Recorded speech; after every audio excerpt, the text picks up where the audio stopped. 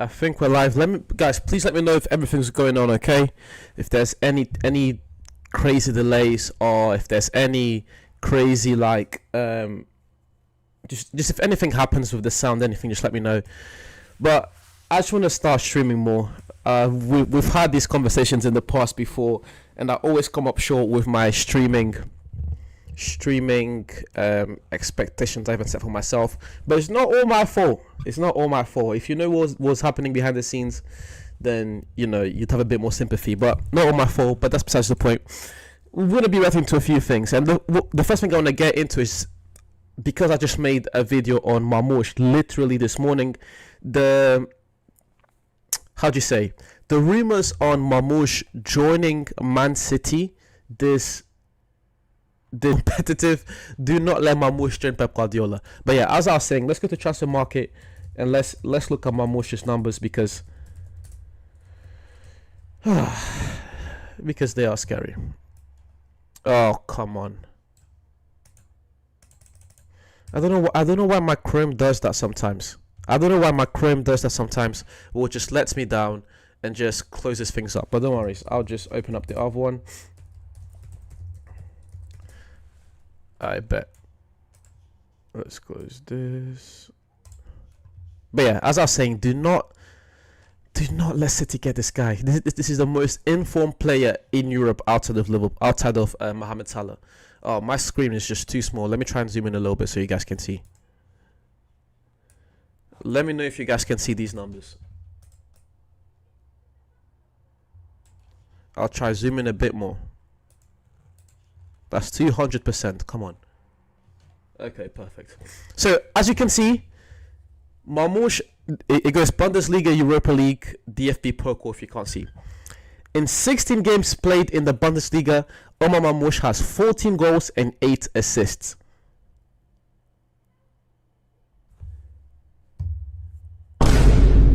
That is a goal involvement of, I think it was like 1.4 per 90 this season. His goal involvement is like 1.4 per 90, 1.5, 1.3, whatever it is. This guy's averaging a goal involvement every single game. Whenever he steps on the pitch, it's not even a chance. It's almost certain, at least statistically speaking, in the Bundesliga, that he's going to be involved with a goal. He's going to impact the team in some way, shape, or form. Do you want to see this guy play for Pep Guardiola? After we've seen the way Pep Guardiola is able to grow talent, the way we've seen Pep Guardiola is able to maximize talent, do we really want to see Pep Guardiola get his hands on this guy? I don't want to see it. I don't want to find out. I don't want anything to do with it. I'm pretty good knowing that he's a very talented player, and we should just keep it at that. Just keep it at, he's a talented player. He's doing well in Frankfurt. City do not need him whatsoever. Anyways, so yeah, he's averaging, let's open this up. So he's averaging 1.4 per 90 or whatever it is. It's 1 point something. I know that I made the video this morning, but I forgot the exact stat. Then you move over to the Europa League, where he's averaging 1 per game, where he has 4 goals and 2 assists in 6 games played. And then in the Bundesliga Cup, the DFB Pokal, he has 1 goal and 2 assists. Again, 3. This output of 19 goals and 12 assists in 25 games is absolutely outrageous. It's absolutely outrageous.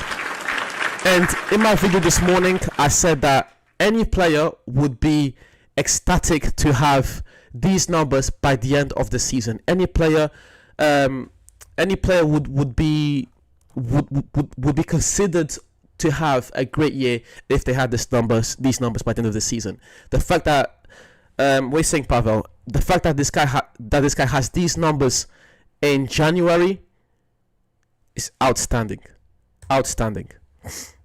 So that's why I say, do not let City get this guy. Whatever you guys do not let City get this guy. But that was the first thing on the agenda. That really caught my attention when I was scrolling through, just trying to see what was trending. And then what's Fabrizio Romano saying? Let me try and bring this back up. Fabrizio Romano is saying verbal Omar Marmoush, so Fabrizio dropped this today. Marmoush is close to joining Man City. Verbal discussions progressing fast with Eintracht and Man City. Hopeful to complete formal agreements next week. City have 100% agreed personal terms with Omar. Pep also sees him as a perfect player to replace Julian Alvarez.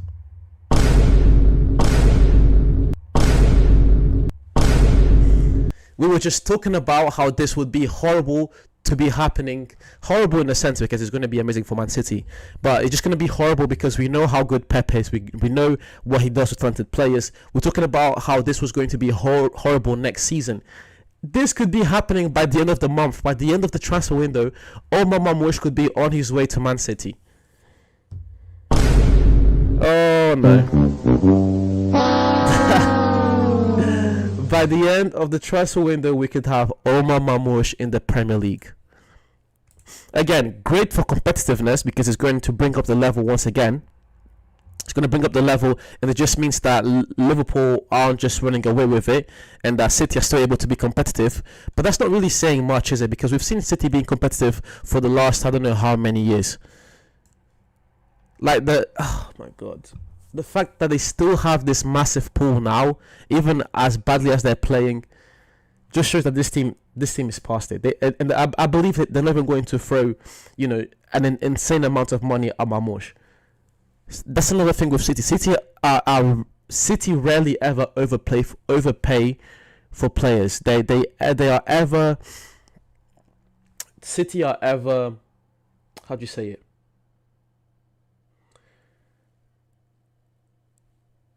What's the word I'm looking for? Like, unlike Manchester United or mainly Man United or even Chelsea, who just Chelsea and Man United right now, they are made to look like fools every time they step into a transfer discussion, because you just know that Chelsea and United at least at the minute with their current structure do not know how to negotiate. So you can just put whatever number on the table and those guys they will bite it. But with a team like City, not only do players want to go there, not only are they already successful, but they also have an amazing transfer strategy. They have amazing scouting and they have an amazing transfer policy. So they're making good deals and getting the players that they want. And City haven't really, at least this past transfer window, they've not really gone that crazy to sign players. And maybe that's part of the reason why City are what they are. Actually, that's a very good topic to go over. Like, part of the reason why City are where they are right now is because they just got rid of so many young talent. City got rid of so many young talent, and they got rid of other players like Alvarez that were in the team. Mahrez just went to the Saudi League. Cancelo just went away as well. City got rid of so many talented players that now within a team, when players begin to struggle, you don't really have that same flexibility they used to have. So when a Phil Foden's not performing, you can't just bring in a Raheem Sterling, for example, So they need to go back into the market and get players like Marmoush, again, which will just be incredible. I have no doubt in my mind that Marmoush is going to come into this team and be impactful. I have no doubt in my mind that a player who's averaging a goal contribution per 90, who's averaging 1.4 goal contributions per 90, I have no doubt in my mind that player is going to come to City and do numbers. So, yeah, it's just about this team now trying to find their way back to the very top. Good for competition, because you don't ever want to see a team like, for example, Liverpool this year just running away with it. But at the same time, that is not the way to go. Now, Arsenal lost the other day in the was it the FA Cup or Carabao Cup?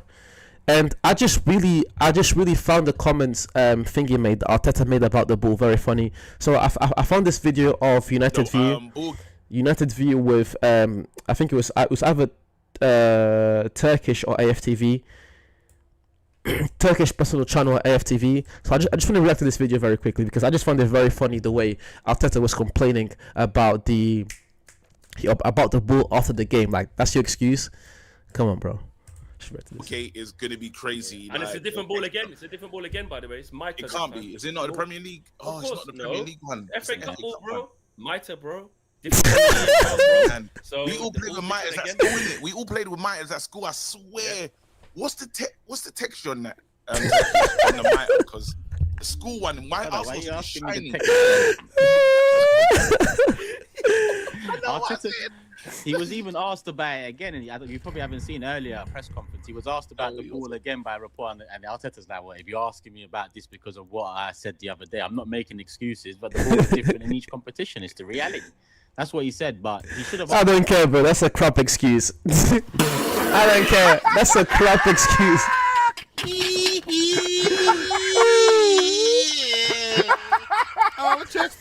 And like, even if Arteta didn't mean to like complain about the ball, the fact that you just lost the game and you even think about bringing up the ball, that's just a bad look. That's just a bad look for Arsenal. Imagine you just lost a game of football. And with the expectations Arsenal have for the season, the expectations that a lot of Arsenal fans have, because the Arsenal fan base right now is very much divided between the guys that still believe in Arteta and believe that Arteta can bring them or put them over that finish line and bring them to the promised land, and then you've got the other Arsenal fans that believe that Arteta is like a Solskjaer 2.0, where he's put the team to the level, to the max of his abilities, and he will not be able to bring anything else. I'm not an Arsenal fan, but I still believe Arteta can do it. But the fact that he's in this predicament and he chooses to say that, he chooses to blame the ball, oh my days! Again, it's not a good look. Let's carry on. He doubled down then. No, not double down. He should. To be honest, all he had to do the last time out, stop asking me about the ball. Like, it's not like what you are. Like, what is this? Like, but he answered it. It's a different ball. It's still round though. Like, it's still mad. There's no way he can't. We're not gonna dress this up and say it was a good comment, bro. It's a round ball. He's not. He I'm not can't. saying He's it's a not good saying that. comment. Far from a good comment, bro. You know what's mad? You know what's mad as well? About the fucking ball. Yeah, exactly. Because you know what's mad about why Arteta looks like he lost the plot with that one is, because who in the Carabao Cup, who did you have? You had Palace. Who did you have before that? Oh, Preston Bolton. Preston and Bolton, innit? So Palace, Preston. Yeah, I'm like, right, it was flying good, all right, then, fam. Like, I mean, it's not really. Again, I think Flex put it perfectly. It's just a poor choice of words. And you look at the caliber of teams that they played, like Flex was saying just now. You look at the caliber of teams they've played, and you choose now to complain about the ball, bro. That is poor. That's just poor. But anyways, another thing we're going to talk about is Kvaratskhelia. Kvaratskhelia, there's rumors of him going to PSG. I don't know if I want to react to that. Actually, there's still one more thing I want to react to that too before we get to Kvaratskhelia, and it's Trent. Because Trent is historically a bad defender. I do not care what people say. Trent is historically a bad defender. And this is something I realized. It was a game between Liverpool and United. I think it was like 2019 or 2018. It was at Old Trafford. No, it was 2018 because Mourinho was still there and Lukaku was still playing. It was a ball De Gea played over the top. Lukaku heads the ball backwards. It goes to Rashford. And in that instance, might have been 2017. In that instance, young Marcus Rashford absolutely turned Trent upside down or inside out. And in that moment, I knew Trent was a bad defender. And every single year, every mistake Trent makes, even especially the mistake he made in the Champions League final against Real Madrid, in the Champions League final against Real Madrid, the last time they went, the Ancelotti's first Champions League back with, I think it was 2021 if I'm not mistaken. It was either 2021, 2021 it was Chelsea, it was 2022. So when Real Madrid won the Champions League in 2022, that goal Vinny scored, it was because of Trent. It was Trent's mistake. Trent forgot Vinny was behind him. And that was like another moment that just confirmed to me that Trent is a horrible defender. Look, Trent with the ball at his feet is one of the best players in the world, one of the best passes. I still think Trent should go to Real Madrid. He's one of the best players in the world. I have no doubt about that. But as far as defending goes, Trent may be worse than Marcelo. As far as defending goes, Trent may be worse than Marcelo. Yeah, but we're gonna react to this video now, and because me just saying this stuff about Trent, it kind of sounds like I'm, just trying to say bad things about Trent for the sake of saying bad things about him, and that's not what I'm trying to do at all. So we're gonna react to this video about Trent, and you guys are going to see what I mean by this. Trent is historically an egregious defender. Журналісти, нідерландські експерти різні, вони відзначають, що Аякс навіть став ніби як краще.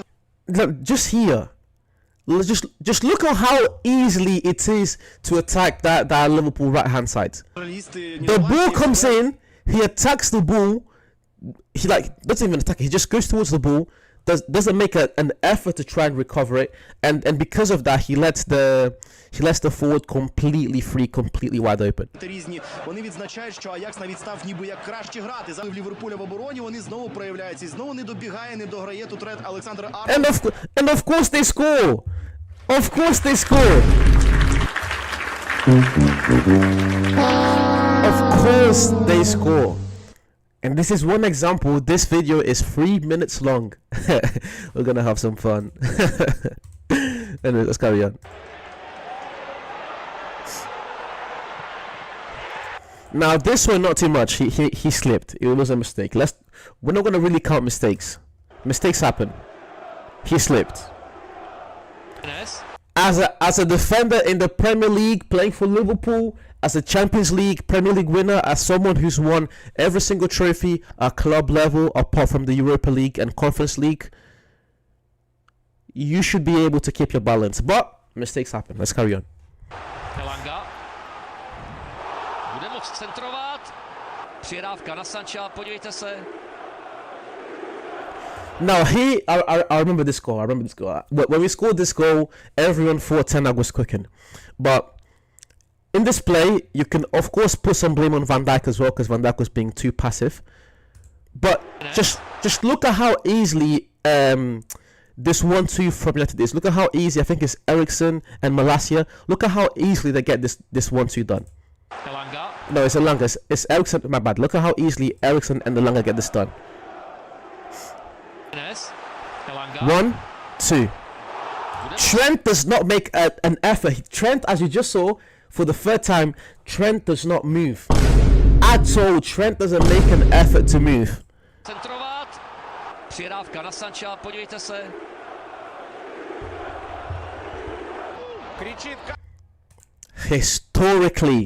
Historically a bad defender, and I stand by that. With the ball at his feet, one of the best players in the world. With the ball at his feet, Trent is the best defender in the world. Going forward, the best. I believe that wholeheartedly. What this guy can do on a set piece, the way he's able to set up his teammates, the fact that he can take free kicks, the fact that in the corner he's the #1 option, and he's proven that as well, amazing. But defensively, this guy is historically bad. Anyways, let's carry on.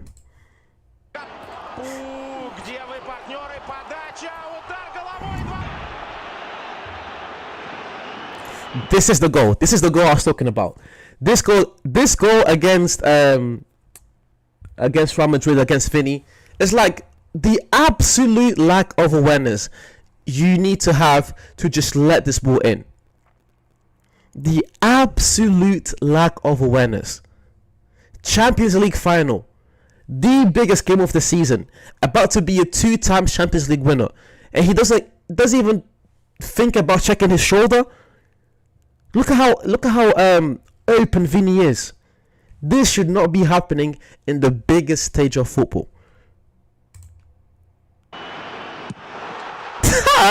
That is the easiest goal Vinny has ever scored. Easiest.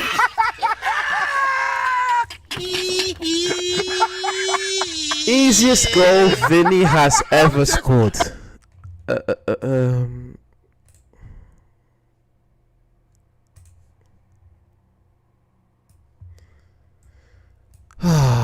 Trent Alexander-Arnold. Let's carry on. Від нього подача Фоуден! Адріан блокує, потім накриває, м'яч відскакує, Альваро. And this, oh my god, like these moments just keep piling up. Like You can't make this stuff up. The fact that he just completely switches off the play is crazy. Ball comes in, they miss. It's like he just completely turns his back on the play. Just here, this moment right here. I don't know if you guys can see it properly. Let me try and fix this real quick. Boom. Boom. Okay, I feel like that's good. Yeah, so this moment right here. Let's play it back one more time. But just look at how Foden is going towards the ball. The goalkeeper, I don't know if that's Alisson. Alisson's also going towards the ball. And Trent has his back completely to the play. I think he's checking for an offside. But even then, bro, just finish the play. Then check for an offside. Play on. It was Adrian. It was Adrian. And like, fair enough, he was checking to see if he was offside. But don't turn your back. This is what I mean about Trent. It's very fundamental defensive things that this guy just absolutely gets wrong. And this is why I call Trent a historically horrible defender. And I stand by that. That is crazy. That is crazy, bro. The fact Trent's such a polarizing player because the fact that he can be the best defender with the ball at his feet, but at the same time, defensively, be one of the worst in the Premier League. Oh, jeez. Y estarán hasta el 6 de febrero si su equipo llega a la final. Leicester con Dewsbury Hall trazando la acción, atacando el espacio. Like, as a defender, this is what I mean. Maybe Trent doesn't want to be a defender. I think I've come to that conclusion now. I think I have come to the conclusion that Trent Alexander-Arnold maybe doesn't want to be a defender or was never meant to be a defender. Because Trent does not have those same instincts that some defensive players have. I think of, for example, when Valverde was the game against Atletico Madrid, I forgot who he was. I think it was Saul. But Valverde just completely clipped him. He got a red card and every Real Madrid player congratulated him and all the fans started calling Valverde the next Ramos. It's that type of defensive instinct to just not let your man get past you.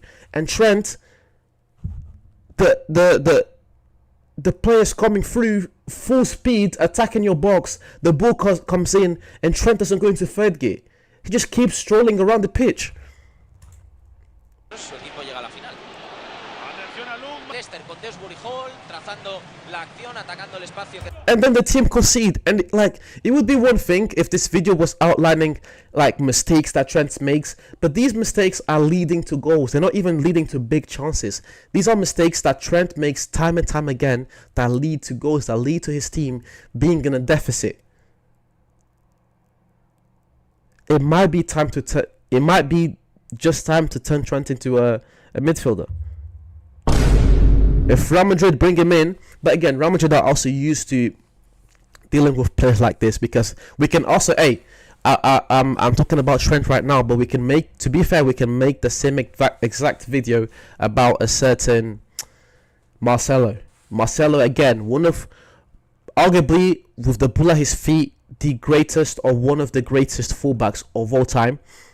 I don't think that's a debate because Marcelo with the ball at his feet, Marcelo was one of one. But when it came to the defensive side of the ball, similar to Trent, I still think Marcelo was never as bad as Trent has shown us to be. But those just very basic defensive instincts are just not there for some reason. Подача, Бёрн достает мяч головой, удар поворотом. Выдает подачу штрафную, Бёрн. Again, doesn't make an effort to jump for the ball or try to close his man down. Makes absolutely zero effort. Раз не пробивает, он делает скидку, не дотягивается. Primește centrare bună, 6 metri, reluare cu Kvaratskhelia. Mingea pe lângă Trent Alexander-Arnold. Multă încredere în tine, mult tupeu să dai mingea pe lângă Trent Alexander-Arnold. Bro, it's the same thing again. Okay. This is the last clip. This is the last clip I'm reacting to. I won't be able to make it to the end of this video. Like, I feel like I'm losing brain cells right now. I feel like I'm losing brain cells watching this video. But it's the same thing. He's so passive about it. Like this is the most effort. This is the most effort I've seen Trent putting into a tackle so far in this video. He goes full speed to try and close Martinelli down, and then stops. Why does he stop? Fair enough, Martinelli beat him, but then he just stares there and stares at him. That just Martinelli in this play, he gets so much time to get his head up and find Saka. Why does he stop going for the ball? Why does he stop chasing the ball? Now this was horrible defending from Liverpool's part as a whole, but again, Trent was one of the biggest players here in this play. But yeah, I'm done with these clips. I'm done. We're not reacting to another Trent moment because I genuinely feel like I am losing brain cells.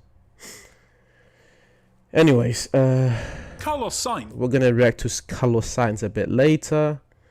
There's a Lamine Yamal video. I swear, man, Lamine Yamal. We're gonna react to later, but there's just this thing going on about Kvaratskhelia. I may need to make a video on Kvaratskhelia I may need to make a video on Kvaratskhelia this week because the rumors are getting stronger and stronger. And yeah. Romano's reporting that PSG have agreed every term with Kvaratskhelia, and for his contract for the next 5 years, the salary will be 5 times his current one at Napoli. PSG are in negotiations with Napoli, as revealed here 2 days ago. New meeting next week to get it done. And this is a fantastic move from Kvaratskhelia and PSG's part. I just want to congratulate both of them. Kvaratskhelia and PSG here doing great business. This is horrible news for Napoli. And you know, you had some hope for Napoli because they were able to win the Scudetto not too long ago. They were finally able to get back to winning ways, but they ruined that very quickly. Napoli ruined that. They won in 2022, excuse me. Napoli won the Serie A in 2022, and since then it's been bad decision after bad decision. It was always going to be extremely hard to try and keep a hold of Kvaratskhelia and Osimhen, but the way it's gone down has been, oh my god, it's way worse than what I thought. The way they should have done this with Kvaratskhelia and Osimhen is that you know you're going to lose both of them sooner or later. What you can do is show both of them, or at least one of them. You need to try and keep at least one of them, if not both. But show Kvaratskhelia and Osimhen that you're serious about winning the league by investing back into your team. Getting Antonio Conte was definitely a great move, but still, it wasn't enough. And the way Napoli are playing this season, you know, competing with Atalanta, you can see that guys like Kvaratskhelia and Osimhen, they want to be the best in the world. They need to compete in Europe, and Napoli do not have the platform to do that. So what they could have done, if they realized this, was to sell both of them, or at least one of them, each summer for big money. The way they let the Osimhen situation play itself was absolutely atrocious, and they lost out on a lot of money. They lost out. They put a lot of they turned off a lot of people because of that situation. Pause. And it was just a horrible decision because now you're losing those profit margins, and you're also not building your team. And even if you sell Kvaratskhelia or Osimhen for big money, you're then able to reinvest that money into your team. Because if we think about it, when that summer they signed Kvaratskhelia and then they went on to win the league, that was a summer where a lot of people were saying Napoli done great business. People were looking at Napoli like, whoa, this is a different team. Teams like United, teams like Chelsea, Arsenal, Real Madrid, Atletico, Dortmund, the biggest teams in Europe should have taken inspiration for what Napoli done in 2022 because they were cooking and they built a team that was able to win the league. But just as quickly as they built that team, they very quickly let that team go. And now they're in this situation where Kvaratskhelia is leaving in January. And he could have gone for a lot more money in the summer. or if, oh my god, I don't even know what to say anymore. I don't even know what to say anymore. And now PSG fans are getting ready to, you know, rebuild their team for European competition, because let's see where PSG are in Ligue 1. And this is the type of player PSG are getting. You know, I've made so many reactions on Kvaratskhelia. Just go look in the channel. It's my most viewed video. I don't think I need to make any more reactions on Kvaratskhelia, although I'm going to make a video detailing his downfall with Napoli this week, 100%. But the way they handled the situation, atrocious, absolutely atrocious. They're getting a player who can score very well, who's extremely creative, and who's pretty much unstoppable on a one-on-one. If Kvaratskhelia was just a little bit faster, then he would be 100% unstoppable. But because he isn't as pacey as a Rashford or Vinny or Mbappe, I still feel like you can still slow him down in that regards. But as far as a one-on-one, as one-on-one matchups go, stopping Kvaratskhelia is pretty much impossible. You put Kvaratskhelia on a one-on-one against anyone, and it's going to be very hard to stop him. And I like what PSG are doing. I like their rebuild phase. They're going for players that they can actually build a team with and build a team around. And of course I'm also happy for Kvaratskhelia as an individual, because I've been saying this for the past 2 years. Ever since he had that breakout season for Napoli, I've been saying Kvaratskhelia is too good to be playing in a team that's not managed properly. It's not that Napoli isn't a big club. Napoli is one of the biggest clubs in Europe. I still believe in Napoli, but the truth is that Napoli have always been a club for a very long time that was not run properly. And you know, when they won the league, there was a bit of expectation there that it was going to change. But I knew it was a fluke. I knew it wasn't going to last, and it's not lasted. That's why I said since that season they won the league, I said Kvaratskhelia, Osimhen, both of you need to pack your bags and go. And a lot of Napoli fans, they came at me. They said, "What are you saying? They need to stay." They're never going to stay. And the best option for Napoli at the time was to try and pocket as much money as possible, which they failed to do. Again, incompetence. But yeah, as I was saying, we're gonna go. I just want to see where PSG are in the league. I think they're still first, if I'm not mistaken. Yeah, PSG are first. PSG are 7 points ahead of Marseille. So yeah, this league business, it's just about them staying consistent. Bracola is having the type of season I thought he was going to have. João Neves has been amazing as well. I need to make a video on PSG. Please remind me to do that, guys, because PSG, again, the way they were able to rebuild this squad, and they got rid of all the big names, I just want to salute them. But yeah, Kvaratskhelia is definitely a must for this team. A must. Because I still think that PSG's ultimate goal is to be competitive in Europe. You know? I still think that their ultimate goal is to be competitive in Europe. And people saying that Kvaratskhelia is going to Liverpool. I don't think Kvaratskhelia is going to Liverpool. They already got Chiesa.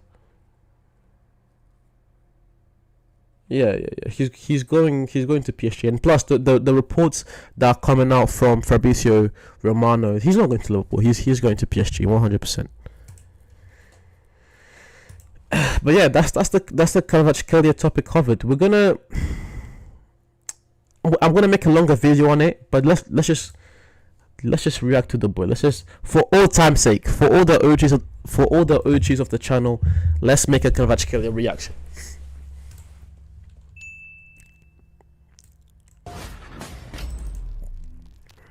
Don't get copyrighted.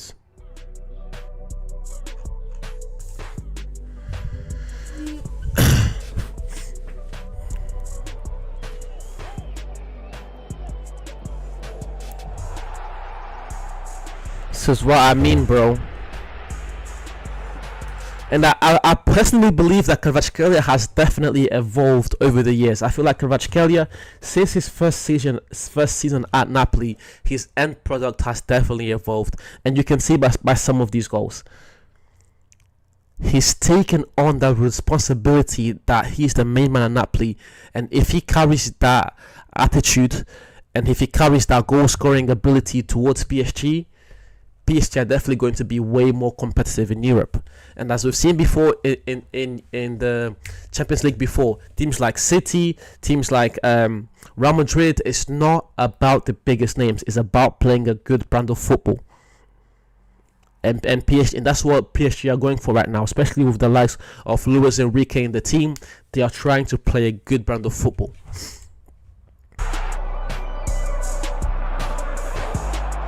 As I said, on a one-on-one, you can't stop this guy.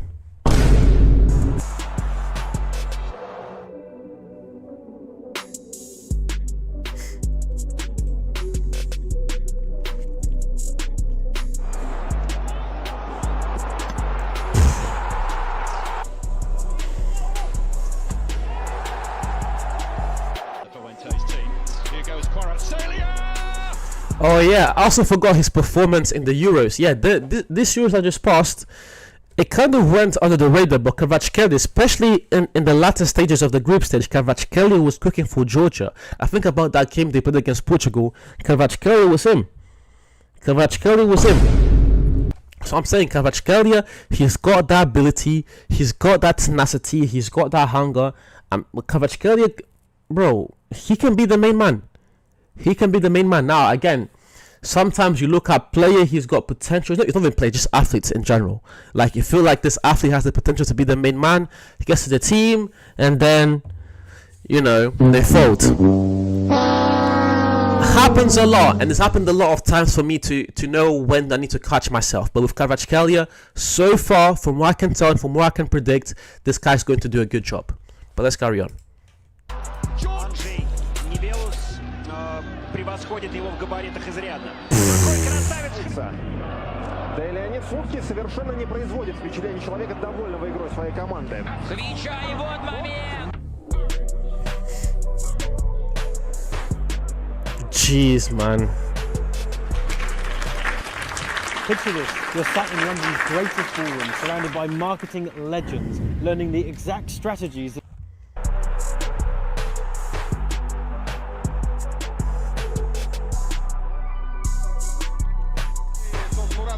Увидел этот вариант. Хвича, пауза, пробьет с левой. Гол! Хвича, Кваратскhelia. Казанская команда проводит свою контратаку. Хвича, Кваратскhelia. Какая красотища-то, боже мой! He plays with such confidence, is a joy to watch.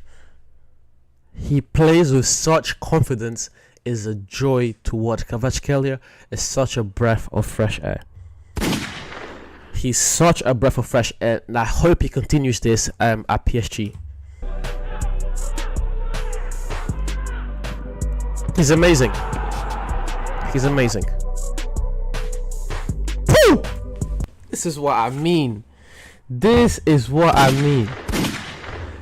On a one-on-one, you cannot stop this guy. Look at how he makes it look so easy. He just makes it look so easy. Ball comes in, he can sense that he's got two defenders behind him. Within 2 touches, he gets rid of both of them. Oh my god. He's the truth. He is the truth. And PSG done the right thing signing Kvaratskhelia. They've done the right thing.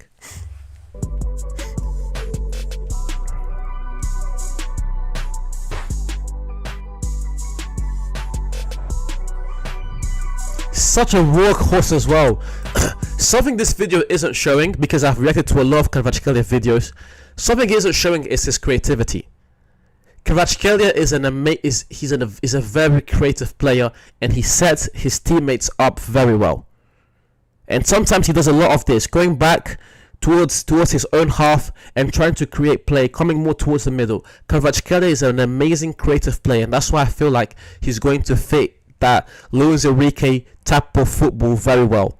And then you've got players like João Neves and Fabian Ruiz. PSG have a lot of players there that are very technical, and Kvaratskhelia, Ezra Kvaratskhelia is going to fit that type of football, that style of football very well at PSG. And again, if PSG are going to go down the route of playing a good brand of football, then I'm 100% behind them. This is what PSG should have done a long time ago. If they're going to play the brand, a positive brand of football, then I'm behind them.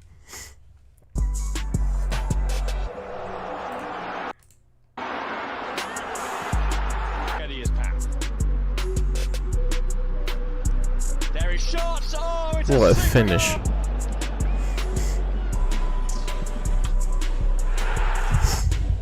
Drops the shoulder, trademark. On he goes. It's a sensational block.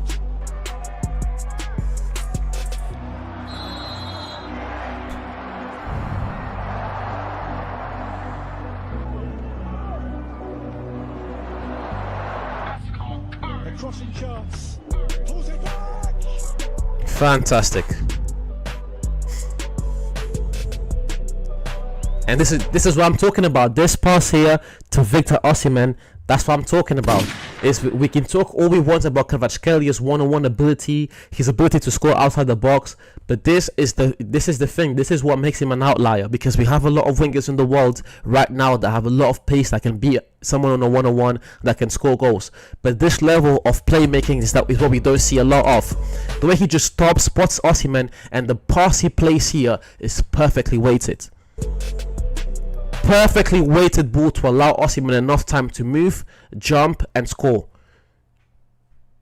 This is the difference of Kvaratskhelia. He can do all those things, but he can also set his teammates up perfectly. Excellent move from PSG.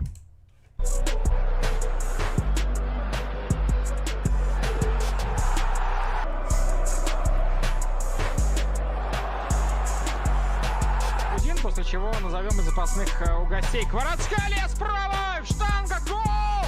Голиассо! A crossing chance.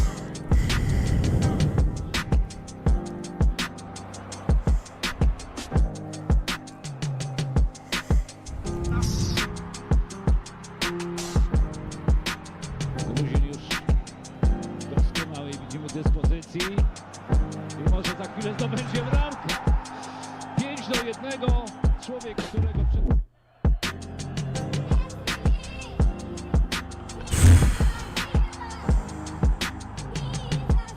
Again, that intensity he plays with, man, is a lot of these players are very soft nowadays. I look at a player like Rashford, soft. I look at a player like Foden this season, soft. A lot of soft players around right now. So you need a player like Kvaratskhelia who's not scared to do a bit of dirty work, push someone here, step on someone there, the ball comes in, first time finish. You need these workhorse guys.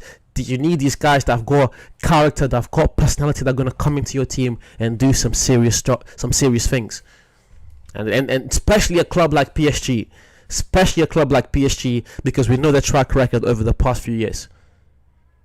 Players love to dive and do all this rubbish. No. You need players like Kvaratskhelia in your team.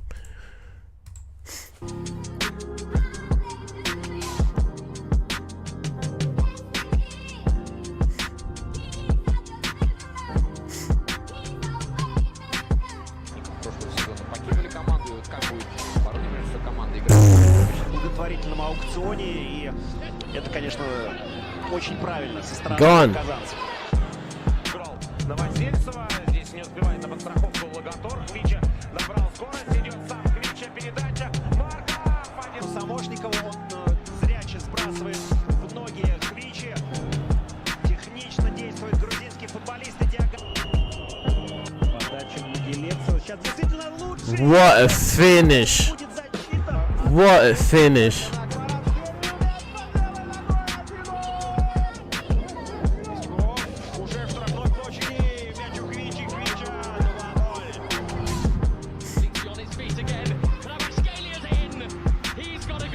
He's the man.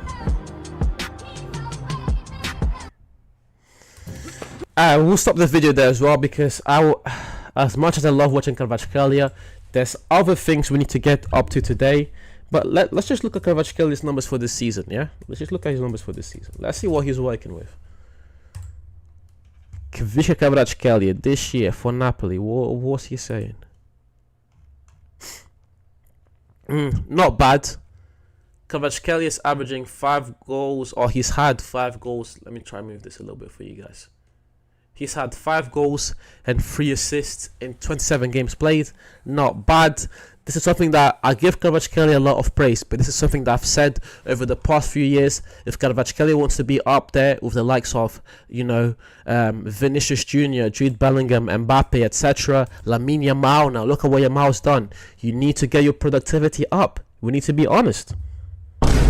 You're a very technical player. And even just the fact that he had 8 yellow cards last season pretty much explains what I was talking about before. This guy, he's going to put in the dirty work for you. But yeah, so he's had last year he's had 11 goals and 8 assists in the league, which is not bad. 19 goal contributions, not bad. But if you want to be up there, that needs to go up. He only had 1 assist in the Champions League. That is a no-no. That is a no-no. Kvaratskhelia only having 1 assist in the Champions League is horrible for PSG, because again, we know how important the competition is for Kvaratskhelia. But I think this was like his second or first year. No, it was his second year in the Champions League, so we'll let him off. Kvaratskhelia is also still young.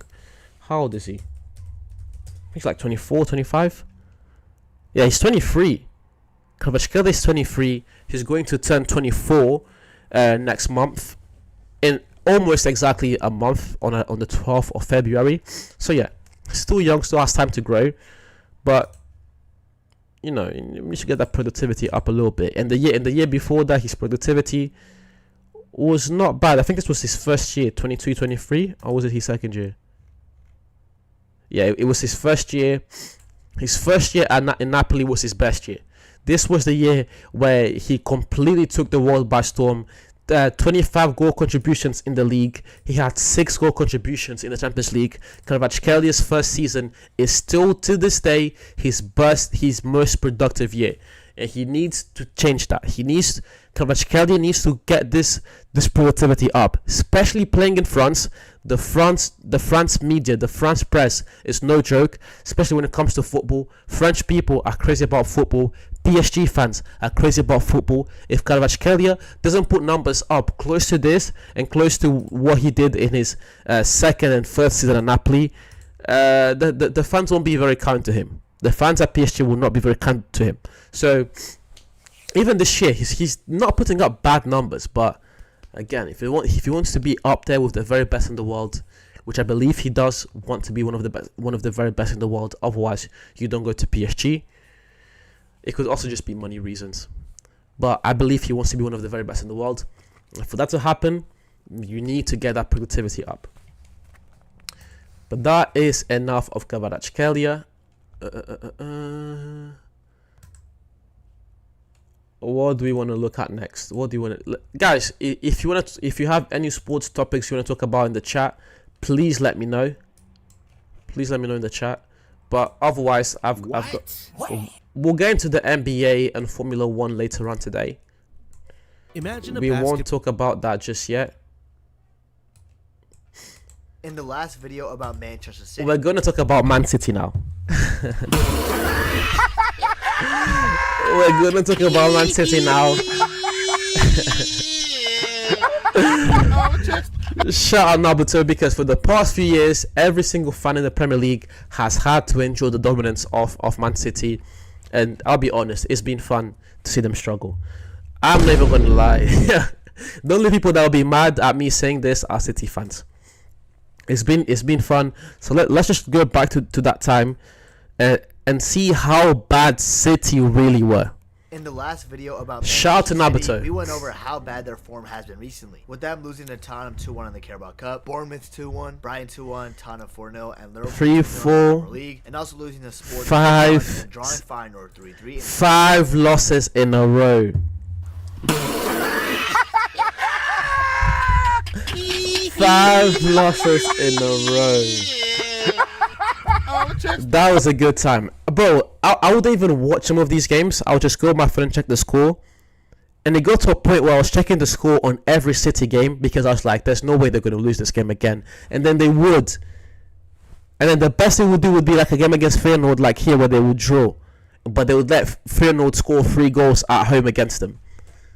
That was a good time, man. The Champions League. After these poor string of results, it seemed like Man City were just in a bad patch, with them destroying top 4 side this season, Nottingham Forest 3-0 at home. But almost immediately after, Man City resumed their terrible form of the season and dropped even more points in the Champions League and the Premier League. And now they're not even in a top 4 spot in the Prem. These guys might be playing Europa League football next year, and that makes me so happy because Man City, fuck you guys. I fucking hate you. Hey. Yo, Nabato is off for smoke. No. Anyways, let's take a look at how shit Man City have been after that 3-0 win over Forest. First, let's start off with Crystal Palace versus Manchester City. Now, in the last video, I did go over the game slightly since it happened while I was editing, but in this one, I'll talk about the game more in detail. So, Crystal Palace have been one of the worst sides in the Premier League this season. They're currently 16th place right now, and they're the 4th worst goal-scoring attacking side, with them only scoring 18 goals so far, 3 ahead of Everton, 2 ahead of Ipswich Town, and 7 ahead of Southampton. So, it seemed like City should be handling business against Palace as usual, since they're Manchester City, obviously, the 4-time Premier League champions in a row. But instead, they somehow conceded to this terrible attacking side 4 minutes into the match thanks to a Daniel Munoz goal. Now, it seemed like City could possibly turn the... Losing to Crystal Palace with the way they've been playing was one of the lowest moments of the season.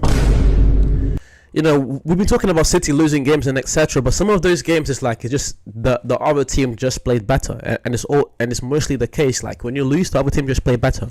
But in this instance, bro, with how bad Palace have been all season,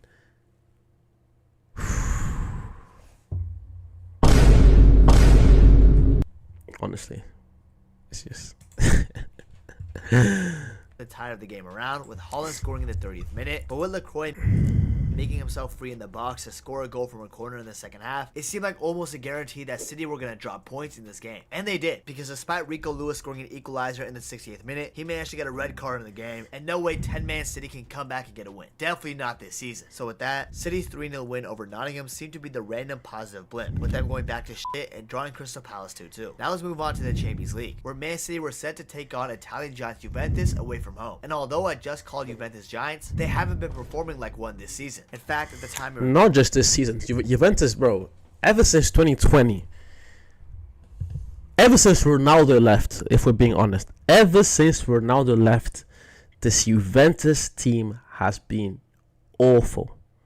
Forget the points deductions. Ever since Cristiano Ronaldo left Juventus, they've been absolutely awful. And it's such a contrast to the dominance they've had, like on the past decade. Because you look at the most dominant teams in Europe of the 2010s. Bayern and PSG, of course. Juve, of course. Benfica and Sporting, they won 5 each. Benfica and Sporting had a little run-in with Sporting, but they've both been able to come back to winning ways. Bayern and PSG, they've also had hiccups, but they've managed to come back to winning ways. Juventus is the only team whose hiccups don't really seem to go away, and as Juventus keeps stumbling on with their performances, their rivals in Atalanta, Napoli, Inter, etc. just keep getting better, and the gap just gets wider and wider. And at the same time, it's like Juventus are going backwards in terms of tactics. They are also not able to develop talent as well as they were able to in the late 2010s. In the late 2000s, early 2010s, and they're not able to spot those players like they used to, like getting a Tevez, who everyone thought was done, getting a Pogba, who United just got rid of. They would get signings like this all the time, but they're not able to do that anymore. Recording this, they're currently 6th place in the Serie A, 9 points off first place, and they're looking like they'll miss the Champions League in the next season. Plus, in the games leading up to this clash against City, Juventus had some underwhelming results, like having 4 draws in a row: 0-0 against AC Milan, 0-0 against Aston Villa in the Champions League, 1-1 away to Lecce, and 2-2 at home to Bologna. So although City were in some terrible form, you can say the same about Juventus. So City had a fair chance to win this game in my opinion, and if they did, they would help themselves out a ton, with City being very close to the Champions League relegation zone and 22nd place, only 2 places above of not making it to the next round. So this game was very important for City. But guess what? City did what they do best this season, and that's to fuck it all up. And that makes me very happy because Man City, fuck you guys, man. Anyways, talking about this guy's off for smoke. Yo, this guy's off for smoke. Oh my days. It's like I said, the only people that are mad about this and that aren't having a laugh about this are City fans. The only people that are gonna like comment like hateful things on this video are like City fans, because everyone else, it's partially funny because they're really that bad, but it's also partially funny because they've been so dominant, and now that they're so bad out of nowhere, bro, it's just time to have a good laugh. Let's carry on. Wait.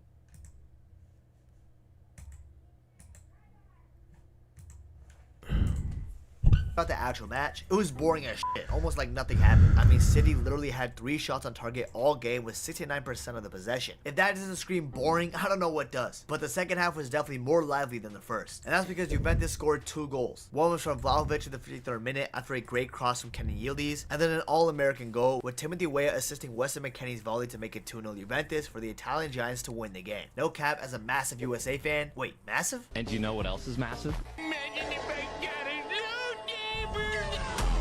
Anyways, like I was saying, as a big USA fan, when this goal went in, my patriotism levels went off the charts. And what makes this win even better for Juventus is that it was against Manchester City. Man, I really hate those guys, bro. I really don't like them. Okay. Now, with the Champions League out of the way, the next game was in the Premier League, and Man City had the challenge of playing Manchester United. Oh, let's talk about this game. My favorite game of the season. Now, hey, I can't talk too much. As a United fan, there's not much I can say because our season has been awful. But I do have the joy to say that even as bad as we were able to go to the Etihad and teach City a lesson. As bad as we've been this season. Oh my days. As bad as we've been, we were still able to go to the Etihad and teach City a lesson. That alone is made this whole process of getting rid of Ten Hag and getting Amory a little bit more manageable. Now I'm just gonna come out and say it. Manchester United this season and Loki overall are just absolute dog shit. Maybe okay, let's calm down. Video about them too, but right now they're Loki just so irrelevant.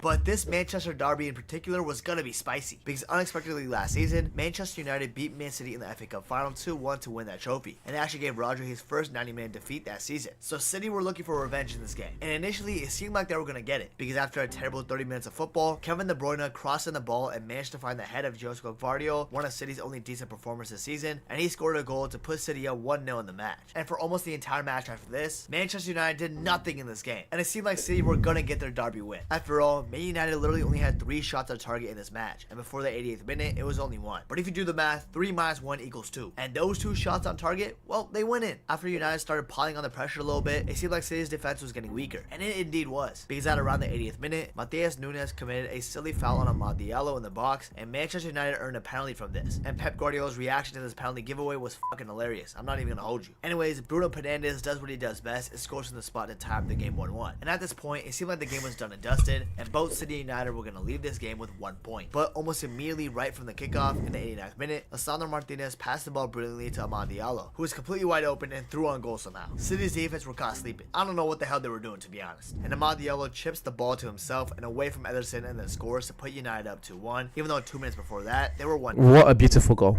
What a beautiful goal. And this goal alone and Diallo his contract extension. This goal alone, in my opinion. No doubt. And United actually ended up winning at the Etihad. But not only did United win, they humiliated City. Like, bro, Amad Diallo was down.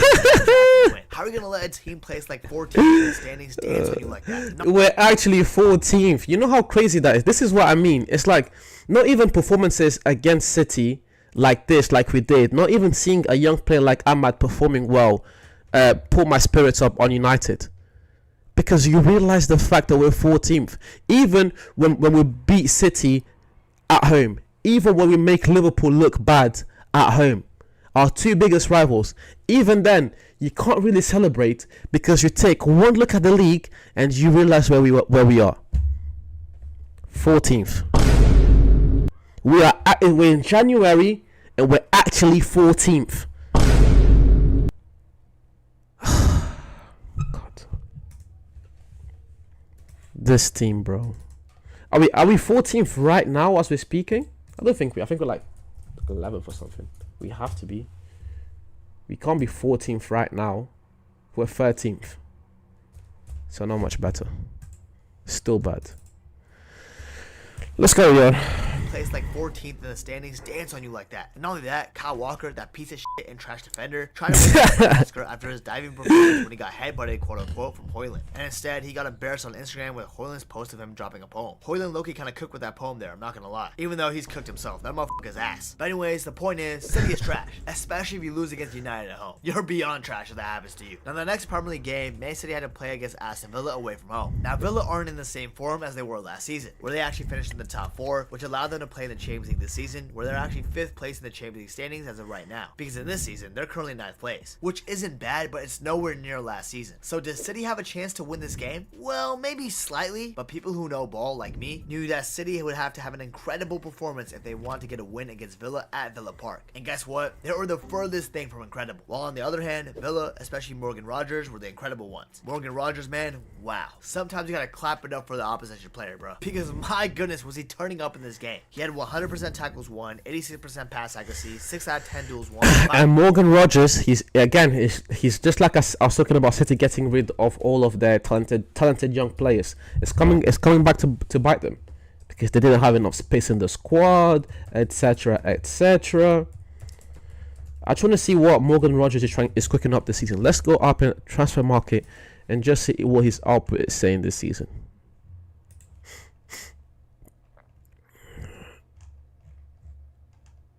Yeah, bro, not bad.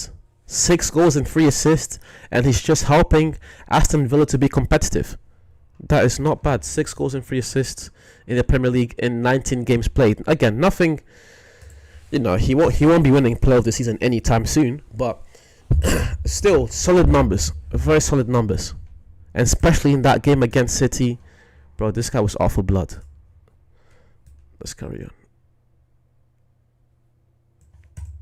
5 attempted take-ons, 4 total shots, 3 successful dribbles, 2 chances created, and a goal and an assist to add on top of this. Simply phenomenal. So in the match, in the 16th minute, Morgan Rogers went basically one-on-one with the keeper, but instead passed it to Jean Durant to score instead and make it 1-0. Then after a while in the 65th minute, it was Morgan Rogers' turn to get on the score sheet. And after dribbling all the way from his own half, he got on the end of the ball in City's box and scored with an incredible finish to put Villa up 2-0. And then he proceeded to celebrate with Cole Palmer's celebration against his former club, just like Cole Palmer. They both used to play for City. Man City must really regret letting some of their academy boys go, huh? Anyways, even though Phil Foden, who's been ass this season, got one goal back in the 90+. Yeah, we can't ignore Phil Foden. I made a video not too long ago about Phil Foden, and it did quite well actually. Thank you guys. But I don't want to just make one video. I don't want this thing to be overlooked. This guy was the player of the season last year, the best player in the Premier League last year, and outside of Cole Palmer, most people would agree that it was Phil Foden the best in the league, and Rodri as well. That's another discussion for another day. Foden was one of the very best players in the Premier League last season. How is he coming into this year and is arguably one of the worst? That needs to be studied. That needs to be studied. It wasn't enough, and Aston Villa got a very well-deserved victory over Man City 2-1.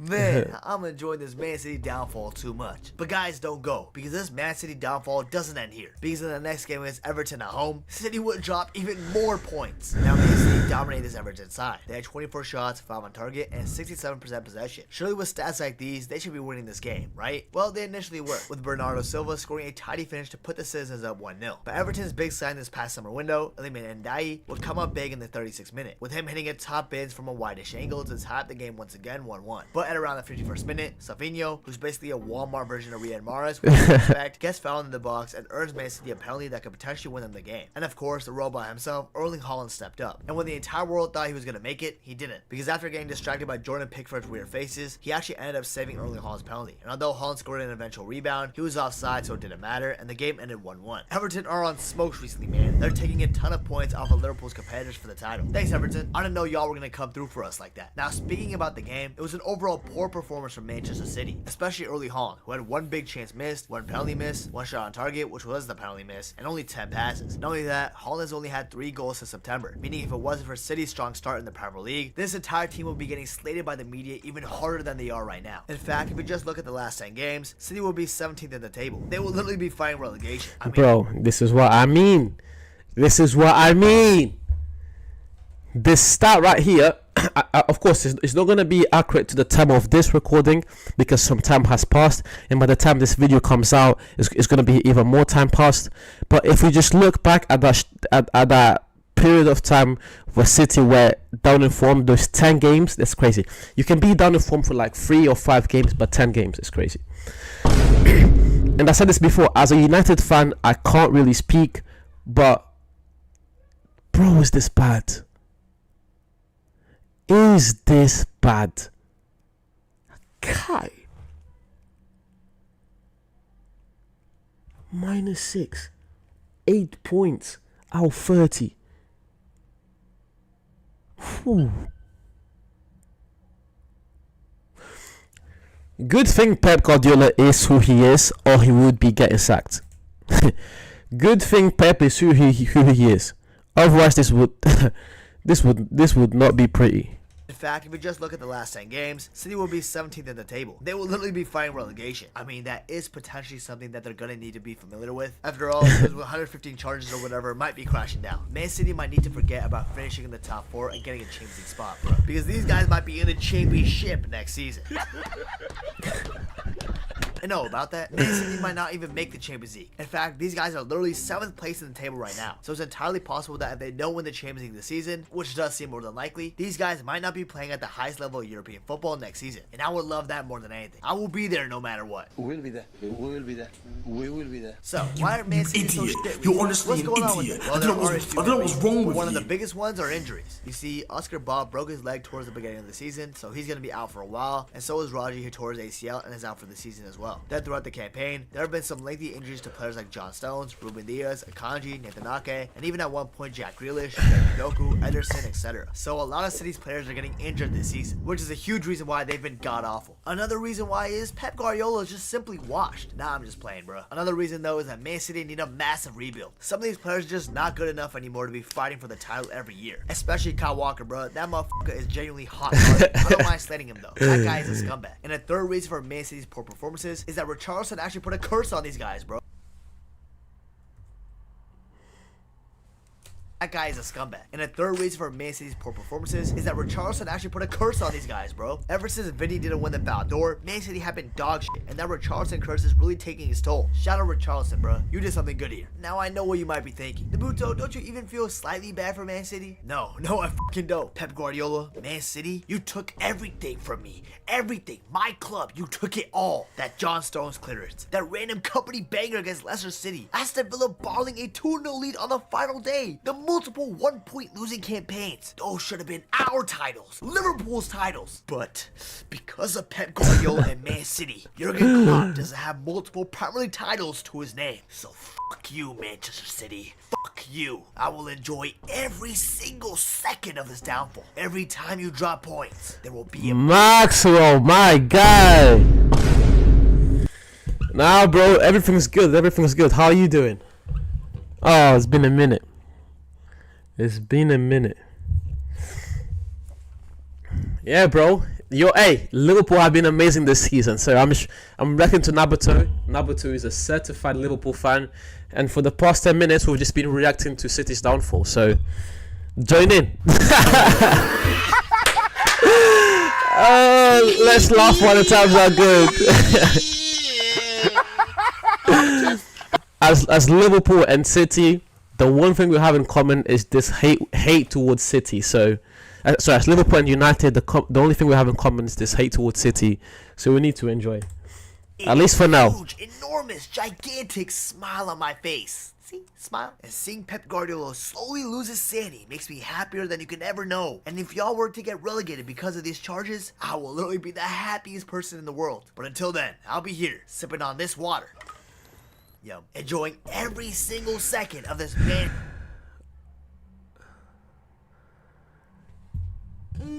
Yo, I appreciate you, bro. Yo, shout out to Nabuto with a bomb. My guy. Nabuto with a bomb. My guy. Yeah, bro, we're straight into this City downfall. It's been fun. It's been fun. Anyways, the last... Okay, we're gonna get into the NBA and Formula 1 later on. Are there any more football stuff we need to react to? Let's see if there's anything new trending in football before I go over and do that. Yo, Pep did ruin Grealish. Pep did ruin Grealish, but not Pep necessarily, but just that whole system. Because you think of Jack Grealish, especially at Aston Villa, he was one of the best players in the Premier League. Especially that first season back, Aston Villa had for Thingy. The first season back Aston Villa had in the Premier League, Jack Grealish was cooking. But ever since he joined City, he's been so restricted that he's a shell of himself. He's a shell of that City we saw, of that Grealish we saw at Villa. Bro, you love Shea? How'd you say? Yeah, bro, I like Shea, man. And I feel bad for Shea more than anything. I like him, but I feel bad for him more than anything because he's going up against Jokic. And there's nothing you can do against Jokic right now. There's oh my god, there's legit nothing. Because if we're going to go over who's the most valuable player in the NBA right now, it is Nikola Jokic. The only way Shea could win MVP over Jokic this season is if Shea... If Shea leads OKC to stay as a number 1 seed. If Shea is able to lead OKC to a number 1 seed, then I feel like he will be able to win. But that's very hard. Bro has the best team and owners have plenty of draft picks. Yeah, I know. I feel bad for him because of the MVP thing. I feel like he's a great player, and I still feel like OKC over the next 5 years have a very good chance at winning the championship. I still don't think they win this year. I feel like when it comes playoff time, no one wants to see the Celtics. People are forgetting how dominant the Celtics were last year. Come playoff time, no one wants to see the Celtics. They are way too deep. But in the West, I feel like they can still get through it. Last year, they had a horrible matchup against the who did they play? Was it they played the Timberwolves, I believe so. Did they play the Timberwolves? Who did they play? Before they got knocked out in the second round, they played someone. I think it was the Timberwolves. It was just a horrible matchup. So yeah, in the next 5 years, they are definitely going to be a contender. But yeah, before we get into the NBA and other sports, let's just close this football hour. Greenwood is trending, but we're going to get into Greenwood another time. Man City, what did Man City do? Oh, City are winning 6-0. Good for City. Good thing City got back to winning ways. Good for them, eh? City are winning 6-0. Good for them. What did Motta do? Yeah, Thiago Motta is a fraud, bro. Thiago Motta is a fraud. What Thiago Motta has done this season to Juventus needs to be studied. Let's see where Juventus are in the league very quickly. They're 5th, but they're not that bad in terms of placements. But if you watch Juventus play, you understand what I'm talking about. Juventus's brand of football right now is absolutely awful. But anyways, let's carry on.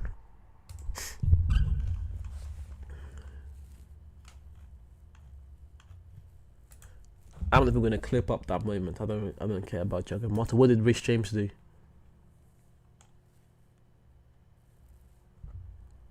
Reece James first game back.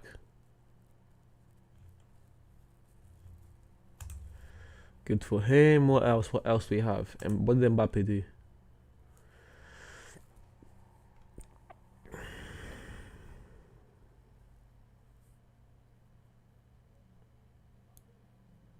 This boy's pace, man. And back to just quickly talk about Mbappe. This clip is crazy, first of all. But just quickly talk about Mbappe.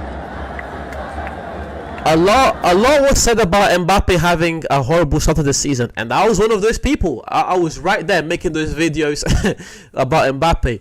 But for how bad Mbappe has been, if you go and actually look at his numbers and you go and actually look at what Real Madrid have done, yes, in the Champions League they should have done a lot better. Yo, what he's saying, my guy Frederick, yo, it's not your fault. The plan right now is, because I don't have uni really and truly. Work is kind of slow. I'm gonna be streaming every day for the next 2 weeks. Every day, videos every day at 12 p.m. and streams every night from 6 p.m. to around 10 to 9. But I need to make good on those promises. But anyways, as I was saying, for how bad Mbappe has been this season, and for people talking about Mbappe, I was definitely one of those people. Talking about Mbappe.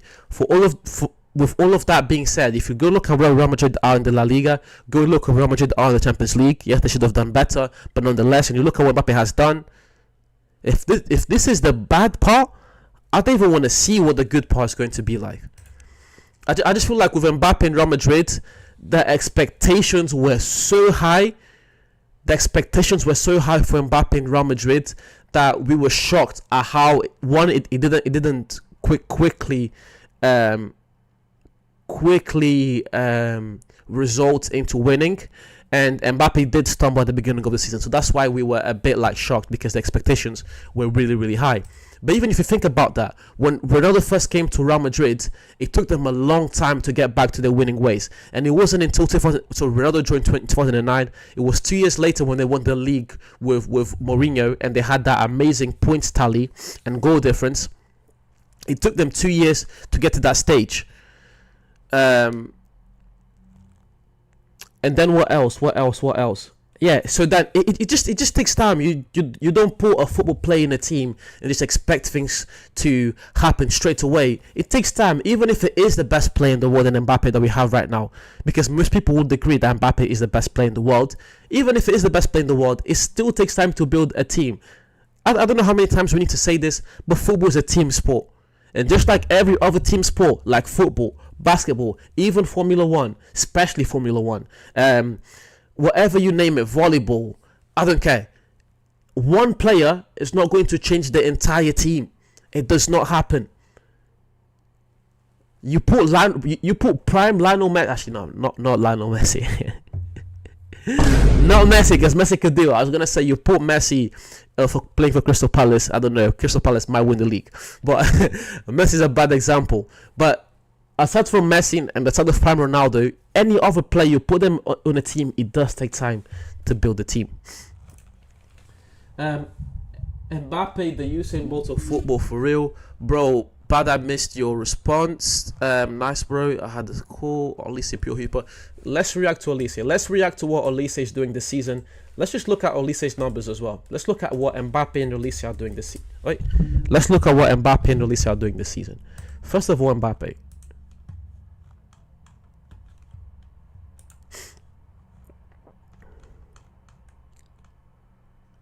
Actually, I was yapping. These numbers are bad. Yo, these numbers are bad. I was yapping. Ooh, 13 goals. Ooh, you're meant to be the best player in the world, but you've only scored 13 goals this season. Let me see if I can. Ooh, Mbappe. 13 goals in 26 games played. That is not the way to go. Ooh. Yo, Ancelotti needs to figure it out, because Real Madrid fans, they'll give him this season because of what Ancelotti has been able to do last year. But Real Madrid fans are the most, how do you say, Real Madrid fans are the most impatient fans in the world. Real Madrid fans and Chelsea fans. Don't perform well now, they will get rid of you. Olise, 18 goal contributions in 23 games played this season.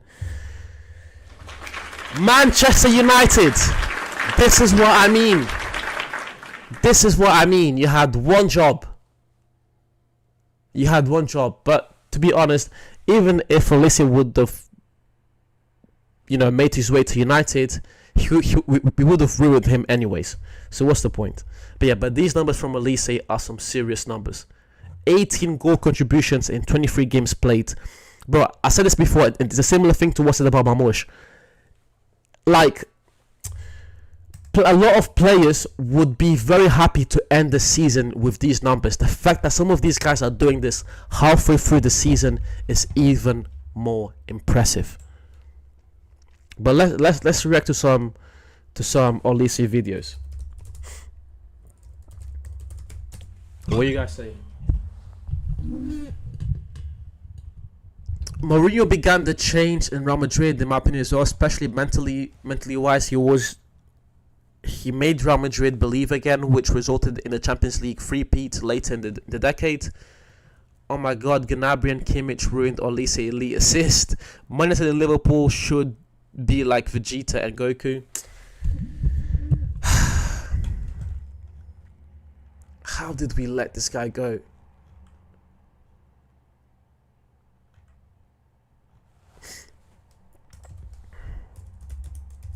How did we let Olise go?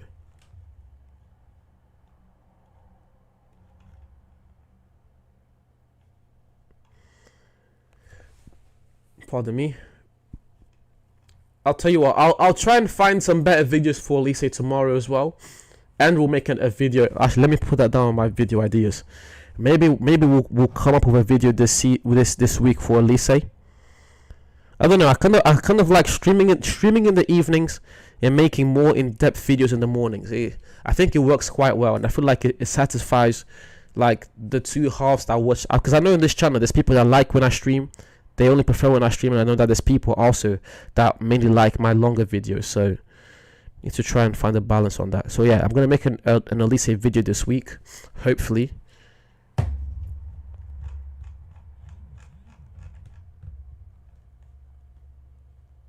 Alright, this one seems alright. We can react to this.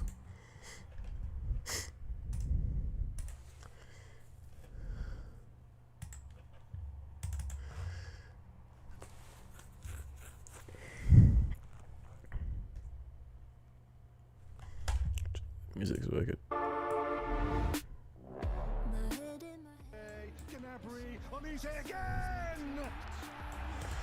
I just hope this music is not copyright. Please, just allow this music to be some normal music.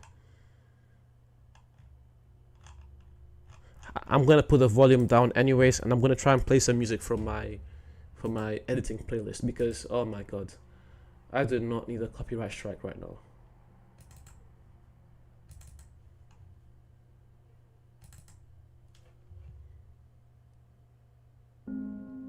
There you go. That should work. That should work.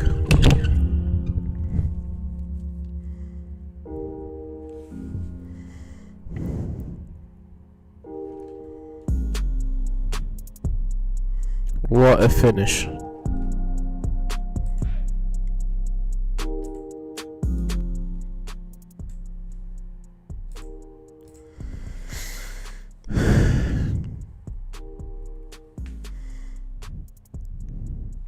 We should have signed this guy.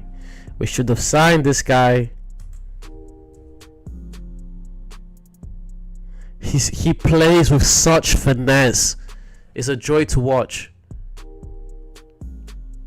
Olise plays with such finesse. Is a joy to watch. I need to make a longer video on his year at Bayern so far. But this guy's amazing.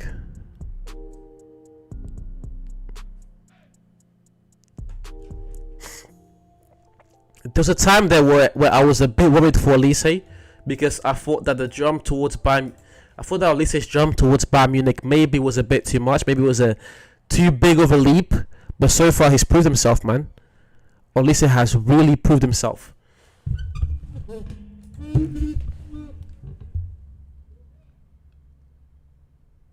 No, I'm saying we should have signed Olise last summer because he was playing for Crystal Palace and there were rumours or at least interest from United, and I think there's also interest from PSG, but ultimately Bayern signed him. I feel like it was that game United played against Palace and we lost like 4-0 or 3-0. It was like one of the last 4 games of the season, and Olise just completely destroyed us. This guy absolutely tore us apart, and especially considering the fact that he had just come back from injury. I think he came back from injury like February or January, and for him to be playing like that in May, he played with such calmness, such finesse. He was extremely effective. Everything he was doing was objective. He wasn't trying to do anything for flair. Like, yeah, but that just sparked a lot of interest for clubs around Europe to try and sign him.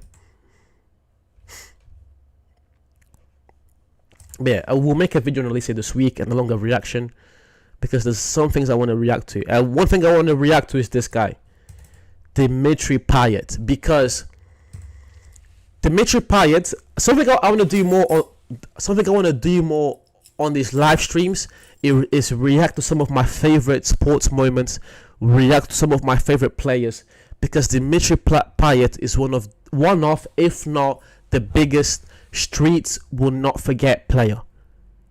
When you think about streets will not forget, when you think about that type of player, Dimitri Payet fits like a glove. And generally, after that 2016 season, that summer, he should have gone to Real Madrid. He should have gone to Real Madrid then. That's how good he was. It was like West Ham to Real Madrid. That leap, no one would have batted an eye because of how good he was. Payet at that time was really carrying West Ham. Payet was really and truly carrying West Ham. But let's carry on.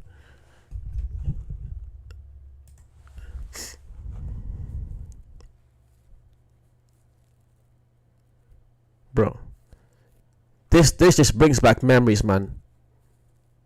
Look at that. The finesse he played with, the calmness. It's like you look at this guy and you just thought, what's he doing at West Ham? Way too good. And even just talking about Payet in this way, Payet should not be a street will not forget type of player. We should be talking about Payet as a Champions League winner, as a World Cup winner. That's the type of player Payet, or the type of caliber of player that Payet should be, or that he was, or that he still is. I don't even know. I'm so confused about this player that I don't even know how to classify him. But I know he shouldn't be a streets will not forget player. Like this free kick he scored against United. This free kick traumatized me all week. All week I had to hear about, oh, did you watch that free kick against United? Did you watch that free kick? And it was like, yeah, I watched it. It was a good free kick, but it was against my team. And that was the thing about Payet, is like, it didn't matter who he was playing against in the Premier League at the time. He was destroying everyone. Look at how far away he is. He still makes it happen.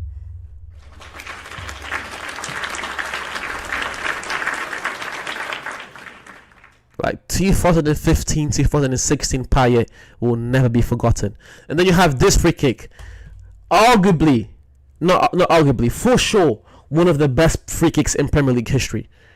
One of the best free kicks in Premier League history. And you look at this free kick, and it's like, this guy could have easily put the ball around the wall. But where he decides to put the ball, right on the keeper's side, top bins.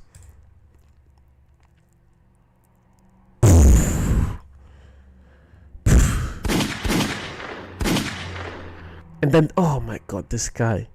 So many iconic moments from this season.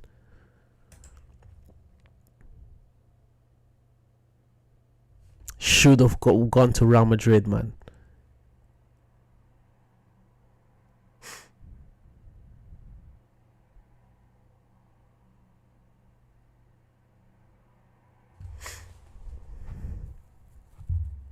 That actually leaves me wondering, what was Payet averaging at the time? What was Payet averaging at the time for that season for West Ham?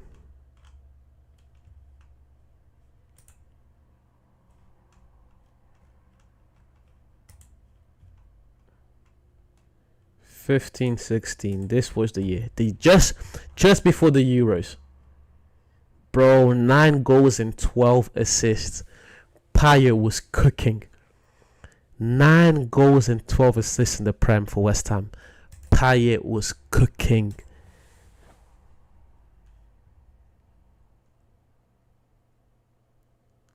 And again, it's not just about the numbers.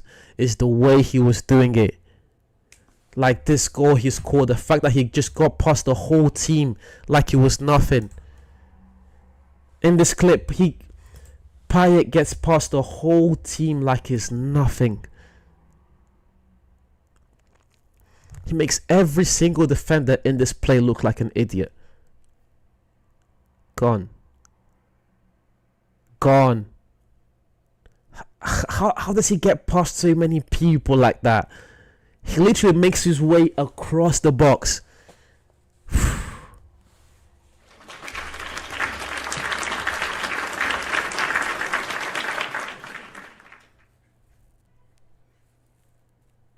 In a bit, Frederick.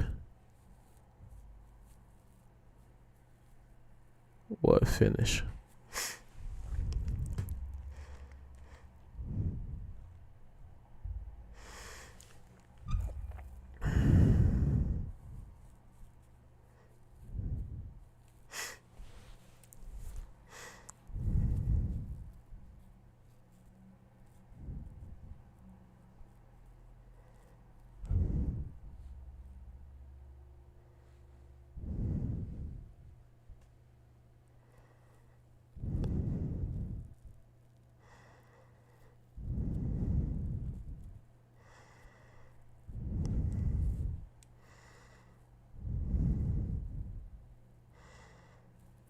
That team with Lanzini as well, bro. That West Ham team was different.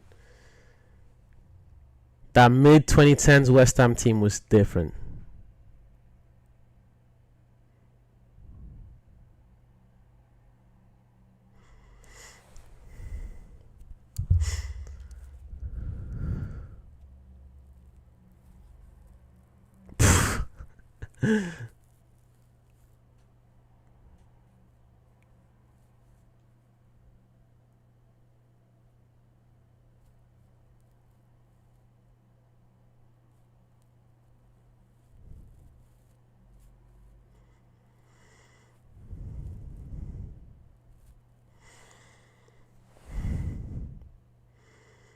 And like, he scored that free kick against United. He scored that free kick, that other free kick that went top bins on the left hand side.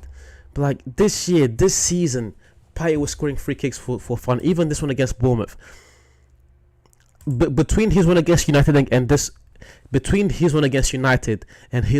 one against Bournemouth, I don't know which one to choose, because they're still from about the same difference. And he just puts them behind the net like it's nothing. And both times that against United, they hit the post. Against Bournemouth, it hit the crossbar. Like both times, he just, even if the keeper wanted to, he's not touching that ball. Even if the keeper wanted to, he's not reaching that ball. Payet was on another level.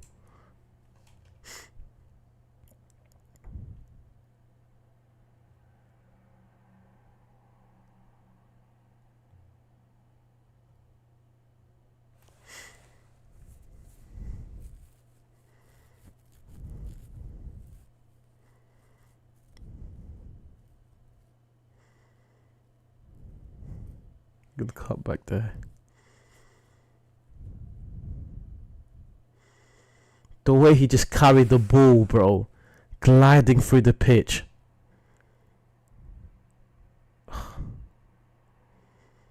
Turning people literally inside out. Literally. Look at the way he spins and then just, he literally turned around and sat on the floor.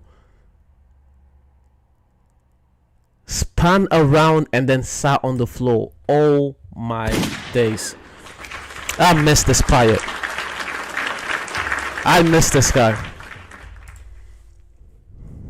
This Jack Grealish in COVID Jack Grealish, and even 2019 Jack Grealish, Ben Afra, Amrabat. Oh, bro. It's just beautiful football to watch. This was his 4th free kick. Payet scored 9 goals this season. 9 goals. Four of those were free kicks. No way these free kicks are all in the same season. Even the one against Liverpool, they can't all be in the same season. There'll be like 6 or 5 free kicks scored in one season. It's outrageous. Yeah, they can't all be in one season. That's impossible. Payet equals Allen Iverson. Nah, not really. Just because Iverson actually won like MVPs and scoring titles, and Payet was never able to do that. But from a play style, I get it. Both very skillful, both smaller players. I get the comparison. Just not really. Just because of the accolades things. Let's see if anything else is happening right now. Anything else trending in sports?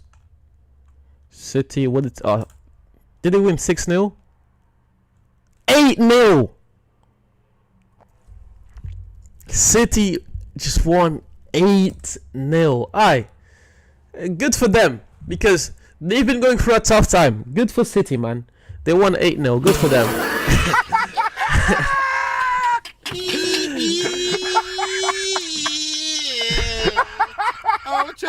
That's good. Good for them. They went through a tough period there during the season. Good for them to get back in winning ways. What did Allegri do?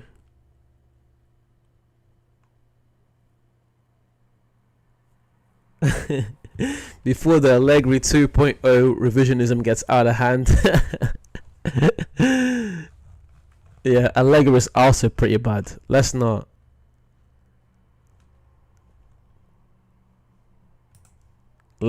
forget the fact that even when he came back, Allegri was still pretty bad. No, God! No, God, please, no! No! No! No! What did Goretzka do?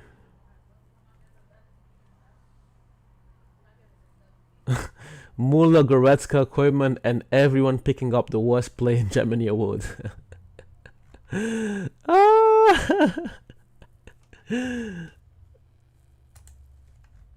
Alright, cool. Now, before we get into the NBA chat, into the NBA topics, I want to especially cover what's going on with Zion and LaMelo. Zion and LaMelo especially. Before we get that, even the Cavs. Actually, yeah, we're doing that today as well. We're gonna, I think Lo made a video on the Cavs. We're gonna react to that Cavs video today as well.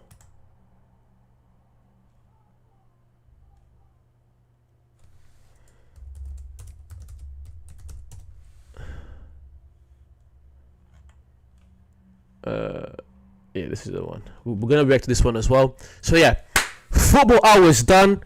We're gonna get into a bit of a Formula 1 discussion because Carlos Sainz got done dirty, and then we're gonna get into the NBA. But yeah, before we do that, let's get started. And if you guys aren't Formula 1 fans, just sit down and try to enjoy a new sport. When you come to this channel, we won't just talk about one topic. We won't just talk about one sport. Just sit back, relax, and approach this with an open mind. Maybe you'll find something new. Yeah? Hopefully you find something. Maybe you fall in love with a new sport. Just, maybe you learn something. Let's get started. Has started the next phase of his Formula 1 career with his first test for Williams in Abu Dhabi. And you wouldn't blame him for wondering exactly what he's done to deserve dropping down the grid from a team that just missed out on the Constructors' Championship to one that finished second last. That's one of the craziest things. It's not the craziest thing about Carlos Sainz leaving Ferrari, but one of the crazier things is the fact that Ferrari almost won the Constructors' Championship, something they've not been able to do since when? 2000 and what? I don't want to get this wrong. 2007, 2005, 2006, around that time. They've not won one since then. Around that time. Since the mid to late 2000s, and then they get rid of the guy that helped them to almost win it. And yes, you can make the argument and say that Lewis Hamilton's going to get them over the line. We'll see. We'll see. Situation is the great injustice of the 2025 driver market. And while that's a result of Lewis Hamilton signing for Ferrari and taking his place, that's not what makes it so unfortunate for Sainz. After all, Sainz himself accepts that he can't complain about being replaced by a 7 times world champion. But Sainz can feel hard done by, given there was no opportunity for him at any of F1's other top teams. Mercedes did have an interest, but Sainz was only ever a fallback option if Kimi Antonelli was not deemed ready. While there was also the long-shot pursuit of Max Verstappen, Wolff said he made up his mind on Antonelli 5 minutes after he learned Hamilton was leaving. Sainz would have been the ideal candidate to solve Red Bull's second driver problem. However, despite Verstappen himself having no problem with this, Red Bull was wary of bringing in a teammate who could in any way unsettle its star. McLaren had no room given it has Lando Norris and Oscar Piastri under long-term contracts, while Sainz was also locked out of Aston Martin given its commitment to Fernando Alonso. And that's the thing I don't understand. Like, I understand Mercedes not going for Sainz because they want to keep the door open for Max Verstappen. I understand McLaren, they just won, they don't need to change anything. I understand Ferrari's move, getting Lewis Hamilton a 7 times world champion. However, even Red Bull with the competition from Sainz to Max Verstappen, I get that. Aston Martin have one of the greatest drivers of all time in Fernando Alonso, and then they have Stroll, one of the worst drivers on the grid. And this is the reason why I can't be an Aston Martin fan. The reason why I can't be an Aston Martin fan is because despite the fact that they have Adrian Newey, despite the fact that they have Fernando Alonso, despite the fact that they have the money from Stroll Sr. himself, they've got everything to be a top 3 contender, to be fighting for podiums more regularly. But this obsession that comes from Stroll Jr. with his Stroll Sr. with his son, it's just like, I get it, he's your son, but I thought you were a winner. I thought you got a Formula 1 team because you're a competitive, ambitious man. But keeping your son in the team is hurting everyone that works in the team. All the engineers, Adrian, Fernando. So getting in Carlos Sainz was a very easy way to boost Aston Martin up. And the fact that they didn't do it, it just blows my mind. You could have had Fernando and Carlos Sainz, but you decided to keep Fernando and Stroll. I will never get over that. That is insane. And Lance Stroll's untouchable position. Inevitably, this meant he had to look elsewhere. And while the Audi project was at one stage the obvious destination, given he was made its top target, Sauber's struggles meant Sainz wasn't convinced. There was also a flirtation with Alpine, tempted by the 2026 change to Mercedes customer engines, but in the end, Williams was Sainz's choice. That's a huge boost for Williams, doubly so, given it also brought the newly confirmed sponsorship deal from Spanish multinational. Yeah, like, negativity aside, Williams, as bad as they've been with the drivers they've had, especially with Logan Sargent, and then what's his name, Colin Pinto towards the end of the season, just crashing pretty much every race. The fact that they now can put the car in reliable hands, that alone is a W. The fact that they have someone that they can trust not to crash the car, forget getting points, we'll get into that during the season, but the fact that they can get someone that can get behind the car and not crash the car every race, that's already a positive. National Bank Santander with it. Team principal James Vowles has described the combination of Sainz and Alex Albon as the best driver lineup on the grid. That's a stretch.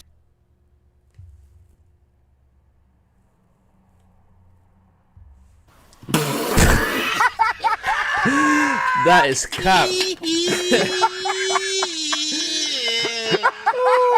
That is cap.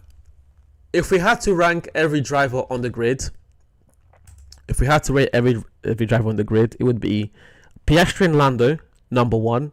It would be Hamilton and Leclerc, number 2. It would be who else? Who else is very good? Actually, yeah, but it's not one of the best. Yeah, Verstappen and Lawson, just because of Verstappen. And then, yeah, the rest are really up for grabs. The rest are really up for grabs. Hey, maybe it's not a horrible take, but they are definitely not the best. I just named 3 that are easily better than Albon and Sainz. Easily better. Verstappen, Lawson, Leclerc, Hamilton, and Piastri, Lando. From Vowles, but his team unquestionably has the strongest driver lineup outside the big 4 teams, and only Ferrari, with the combination of Hamilton and Charles Leclerc. Oh yeah, and I'm sorry, Williams definitely have a better partnership than Russell and Antonelli. I'm still very sus on Antonelli. And McLaren, with Norris and Piastri, have unequivocally the stronger lineups across the 2 cars. The quality of Sainz's contribution to Ferrari over the past 4 years means there's no doubt he would have been given a new contract to stay with the team in 2025 and beyond, but for Hamilton's signing. By every performance metric, he has been the second best of the 2 Ferrari drivers across the 4 seasons. Therefore, if you were going to drop one, it's inevitable it would be Sainz. However, while he's behind roughly 2/3 of the time in terms of performance metrics, he's contributed a good amount of points to the Ferrari cause. Bro, that's very comparable, bro. Leclerc only has 100 more points. That is very, very comparable. 4 wins to 6. The pulse is the killer. But you guys can't see it properly. So Sainz has 6 poles to Leclerc's 19. Everything else is pretty much comparable, even the podiums. But the poles, and this is what I mean. This is even bad for Lewis Hamilton. As far as just raw pace goes, Charles Leclerc is easily second only to Max Verstappen. And even then, you could put them head to head. If they had the same car, I feel like it would be very competitive between the 2. Only Max Verstappen can say anything to Charles Leclerc when it comes to pure pace. Leclerc is amazing, and I feel like this season, if they give Leclerc a car that's still going to be competitive, of course, but Ferrari do not mess up as they have been strategy-wise, we can see Leclerc finally doing some great things. Because Leclerc's raw pace is second only to the guy that's won 4 in a row. Second only to the guy that's won 4 in a row. That's pretty impressive in my opinion. Also produced some outstanding performances. That's made him the ideal teammate to Leclerc. There are certain circumstances, for example when the car is front limited, or on weekends with unusual conditions like Mexico in 2024, where he dominated, where he has the advantage. But pace-wise, Leclerc has been quicker in qualifying every year, although that gap was the smallest it has been this season at just 37 thousandths of a second on average, where a fair comparison can be made. Leclerc has often been stronger in race trim as well, but Sainz has always been close. That's what made him such a dependable performer for Ferrari. He rightly describes himself as very proud of his Ferrari stint and the part he's played in it fighting for world championships again. That's why Sainz argues he now belongs at the front fighting for wins, podiums and top 5 finishes in F1. But those days are, for now, in the past for Sainz, given it's going to be a while before his new team is in a position to fight for such results on merit. He can leave Ferrari with his head held high, having racked up the 9th most World Championship race starts for the Scuderia. Now, it's all about building for the future with Williams. It was Sainz's service to Ferrari, combined with the fact that Williams is not a threat to it, for now at least, that meant he was granted permission to drive for the team before the end of his contract.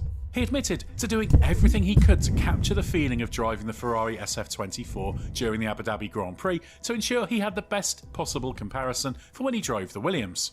His first taste of the Williams came the day after the Abu Dhabi Grand Prix around the Yas Marina circuit. Williams still had one of its 2 filming days for the season available. That allowed him to do 200 kilometres of running using Pirelli's Academy spec tyres.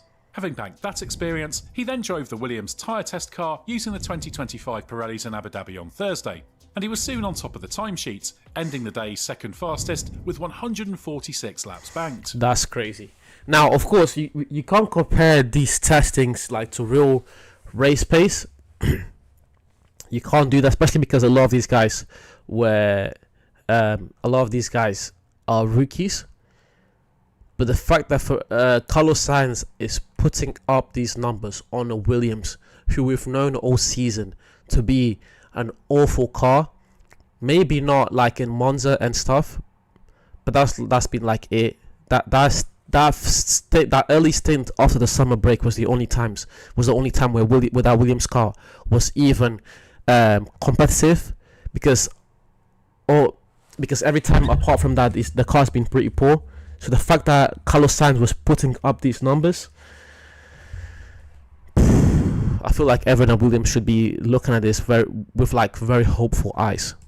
You know, let's not lose our heads yet, because the season's not started. This wasn't even like some serious testing just yet.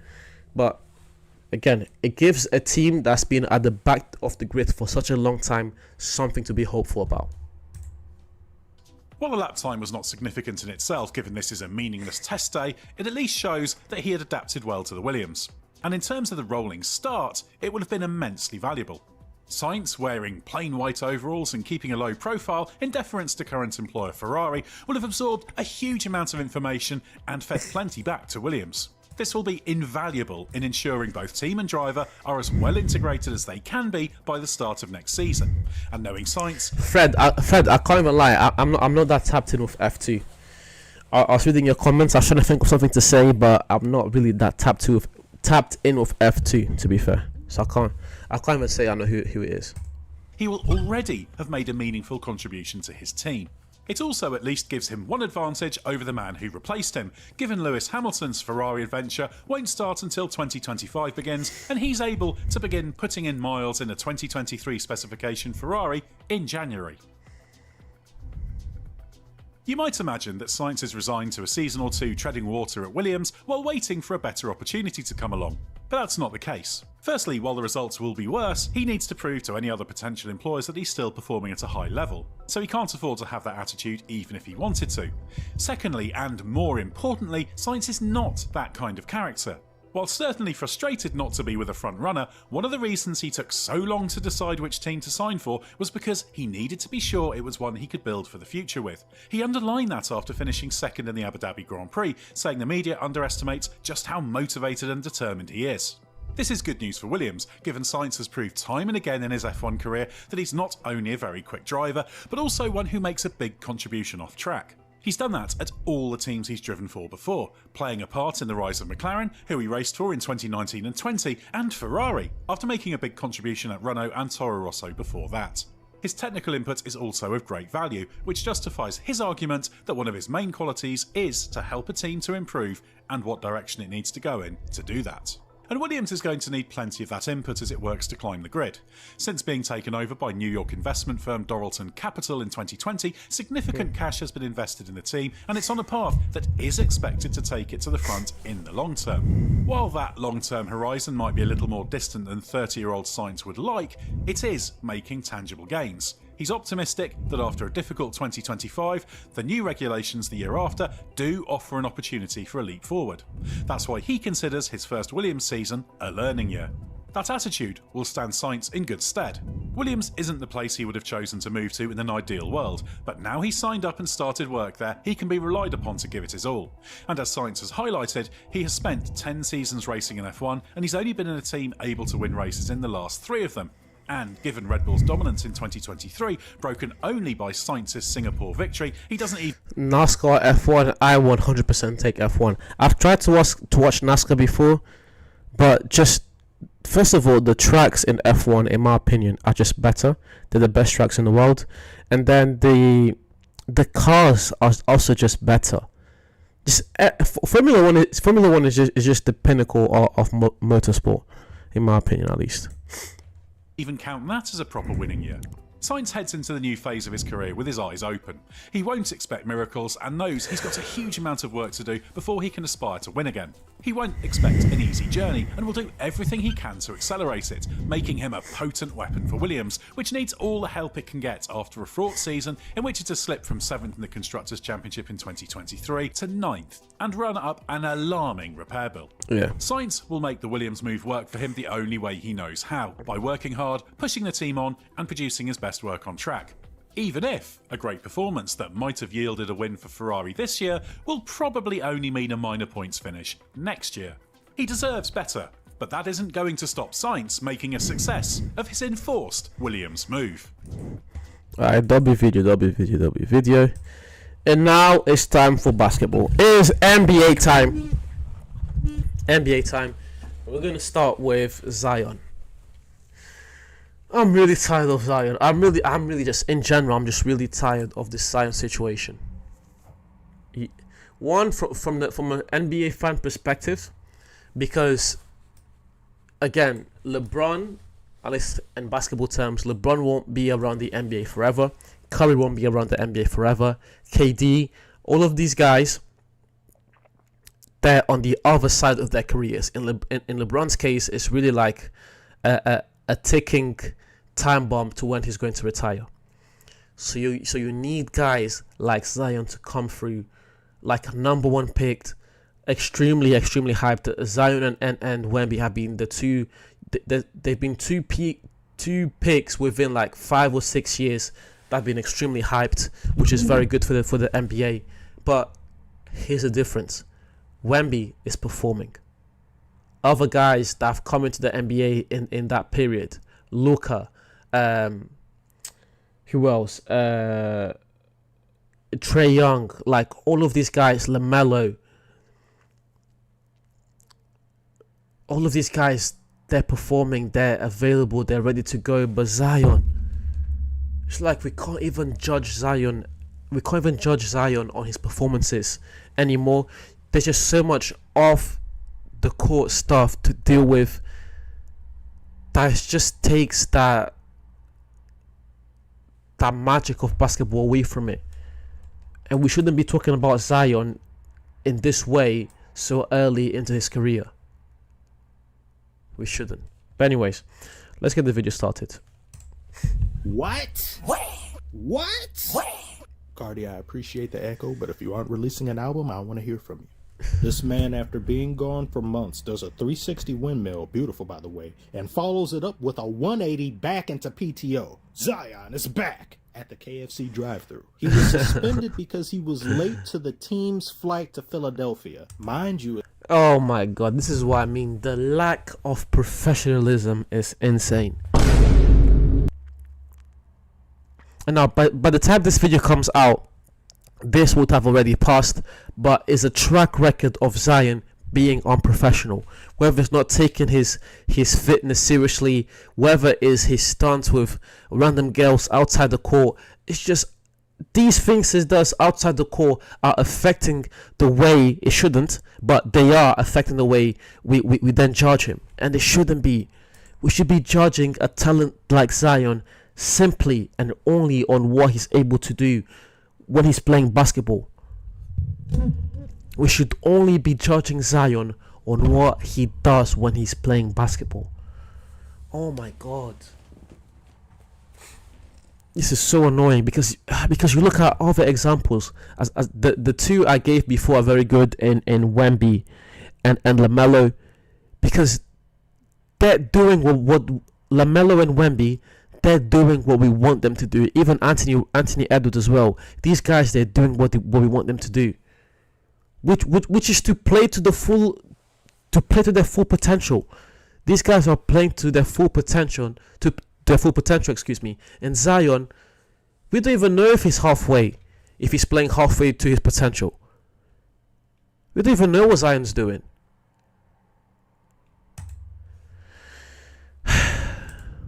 As quick as he came back, he missed the very next game against the Trailblazers due to hamstring soreness. And multiple days of rest later, with the entire team and staff waiting to get on a flight, They can't do so because you are late. You don't even know who you are anymore. Am I a professional basketball player? Or am I a professional hot dog eating champion who ate 83 hot dogs? My That's stomach crazy. hurts. Let me turn this off. So we have part-time players, remote worker players, even mythological players. And this wasn't just a one-time occurrence. He has been late for multiple practices this year, on top of being late for the team's flight to Philadelphia. He issued a statement. This is what I mean. When this video comes out, this moment would have passed, but it's another point to this. It's another point in Zion's track record of being unprofessional. And I don't know Zion personally, but from what I can get from interviews and from what he does, is like he seems like a nice guy. But for some reason his unprofessionalism is hindering, one, his personal image, his brand, and two, how we feel about him when we're discussing basketball. We should be talking about Zion as a top 15 talent in the NBA by now, if not a top 10 talent in the NBA. Like, by the end of this season, people are going to be talking about Wemby as a top 10 talent in the NBA. Whether you believe it or not, those conversations will happen. Some people are trying to push LaMelo Ball MVP agendas. Like, these are the type of conversations people are having about these other young players. But about Zion, it's about practice. It's about Zion being late to practice and missing games because of it. Jeez. Statement saying he takes full responsibility and works extremely hard as rehab, blah, blah, blah. What we've been hearing for the past few years now, basically since he stepped foot in the NBA. I can and will be better as a teammate and member of this organization. Yeah, I've heard it before. So many conversations while you were out about you, about the status of the team, about all these things. What were they saying about me? About whether or not you were up for trades, whether or not, how you were attacking rehab, all those things. What do you think about that? What do I think about? Like what they were saying? What were they saying? Like what they were saying about me? If you're talking about trade speculation, I would say I think it's whatever you want to talk about. Okay. I would say it was premature. Look at him trying to spin the narrative. Come on, bro. Don't try and spin the narrative. Just answer the question truthfully. Oh my god. Get off your fucking face. Yo, that was funny. Mature? That baby has been in the womb for 5 years, and you talking premature. Give him a social security number, put a mailbox in there, he's not coming out. We know what this is. No All-NBA team selections, not a single playoff appearance, and there won't be one this year either because the Pelicans... Not a single playoff appearance. Not a single playoff appearance. This is Zion we're talking about. The most hyped number one prospect since LeBron James. Now, granted, that's been said about a lot of players. Anthony, like that Bennett guy as well. That's been said about a lot of players. So people love to throw that little sentence around, but Zion really was. Zion really was. And even I remember his first game in his rookie season, people were hyped. Even last year when he was playing, a lot of people had Zion in top 20, top 25 conversations. When he is playing, when he's given time to play, and we can judge him, on basketball, it's nice. Otherwise, it's not worth it. PSG to Kvaratskhelia to PSG. Yeah, we talked about earlier on the stream, and I'll drop the clips of it throughout the week, but it's just a good decision on both parts. It's a horrible decision on Napoli because they could have gotten more money last summer, or even the summer before that, So Napoli just made a horrible decision financially, and now they need to let him go in January. That's not very good, but it's a great move for Kvaratskhelia, and it's a great move for PSG. That's pretty much a summary of what I said. But anyways, let's carry on.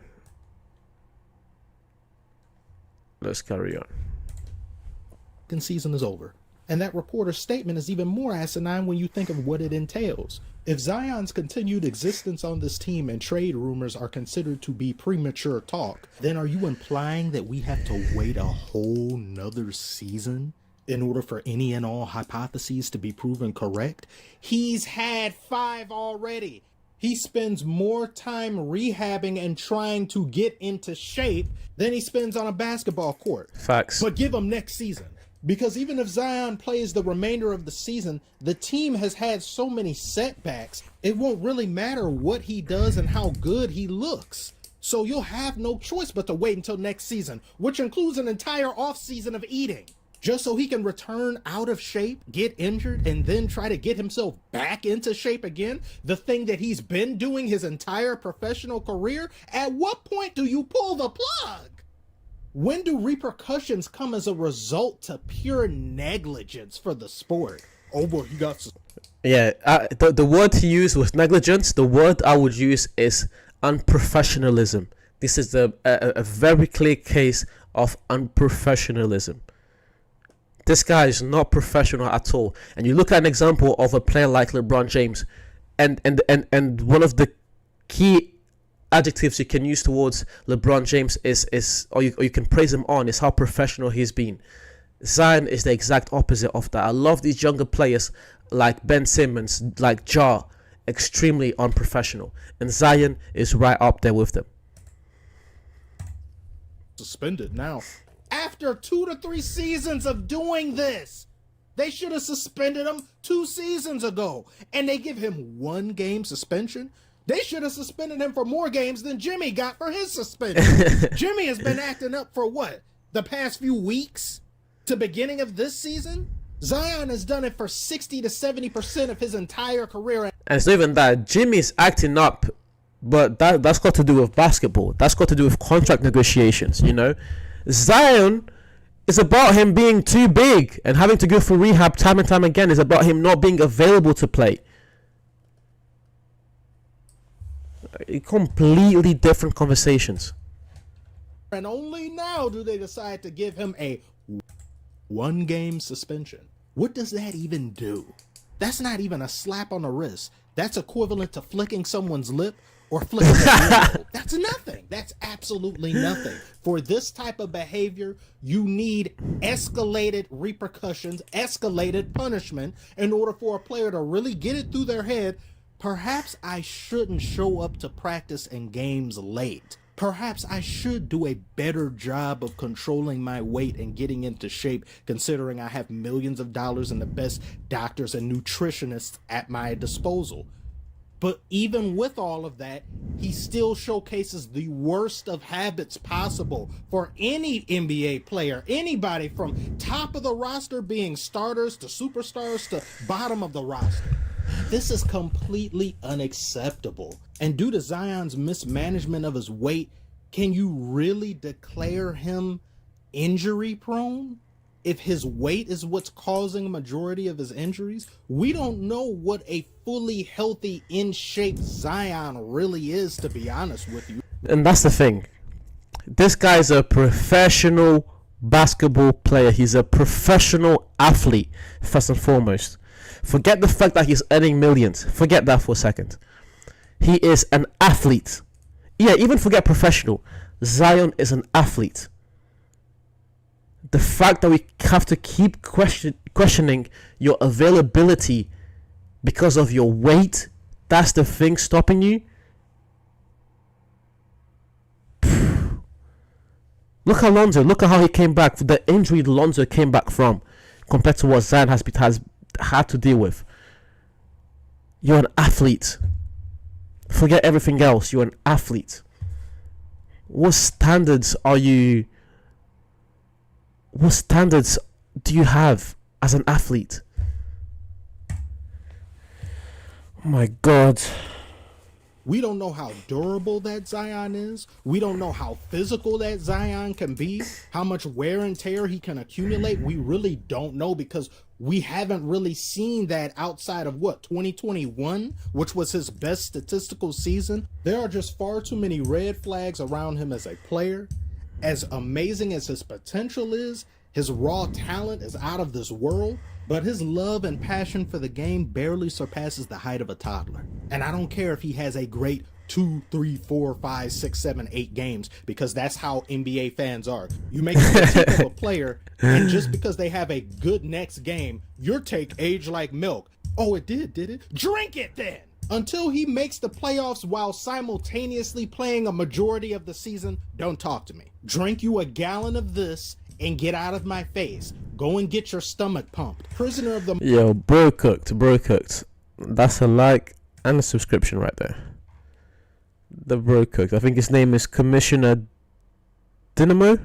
Yeah, that's a W video right there. We need to make our own video about Zion not too long from now. But yeah, next one is LaMelo. LaMelo is like completely different energy. Completely different energy for LaMelo, because LaMelo is exceeding. LaMelo is exceeding expectations, so we're going to react to LaMelo. Let's get into it, guys.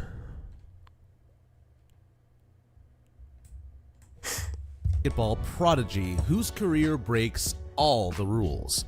Record-shattering high school games, a pro contract as a teenager, international stardom before he could legally vote. This isn't some video game fantasy. It's the real-life journey of LaMelo Ball. LaMelo's rise to NBA fame isn't your typical success story. It's a wild ride of bold choices, non-stop hard work, and total disregard for critics. I'm not gonna lie, as a LaMelo fan, I've been a LaMelo fan for some long, and I was even a LaMelo fan before he went down to Australia. And before that move happened, I was genuinely worried that LaMelo wasn't going to make it to the NBA. So the fact that we're sat here right now and we're talking about how he has the best numbers out of any guard in the East, how LaMelo is easily one of the best guards in the NBA, how he's leading the All-Star votes for guards in the East, like all these things we're saying about LaMelo, it genuinely makes me happy, because there was a point there where I thought, and I know some people also thought, that he wasn't going to make it to the league. And LaMelo not making it to the league, it wasn't a question of talent. It was never a question of talent, because LaMelo was easily one of the most talented players in the world, period. It was more about the choices that he had made, that LeVar had made, of taking him off. Now, in hindsight, it all worked out, so it doesn't matter. But there was a period there where you'd look at those decisions of going to Lithuania, coming back to college, then playing in LeVar's league, and on all this random stuff that happened. Yeah, bro, it was a time where you thought, you're like, maybe this guy won't make it to the NBA. And then some people started questioning. I didn't question whether he was good enough. I always knew LaMelo was good enough, but people questioned, and then that did sprout some doubt in a lot of people's minds. That was like, maybe he isn't that good. So yeah, I'm very happy that we are now in a position to look back in hindsight and say, well, it all worked out, and LaMelo is not only performing, he's exceeding everyone's expectations on how good he was going to be. How does a kid go from viral video star to NBA draft pick? Why did some experts think he'd fail while others saw future greatness? The answers lie in a story that turns everything we thought we knew about creating basketball stars on its head. Picture this: a gym packed in Chino Hills, California.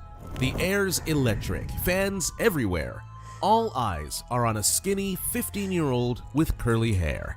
LaMelo Ball, the youngest Ball brother, is about to put on a show that'll blow up the internet. The Chino Hills Huskies played wild basketball that fit LaMelo's style perfectly. Full court pressure, tons of threes, and crazy passes were normal.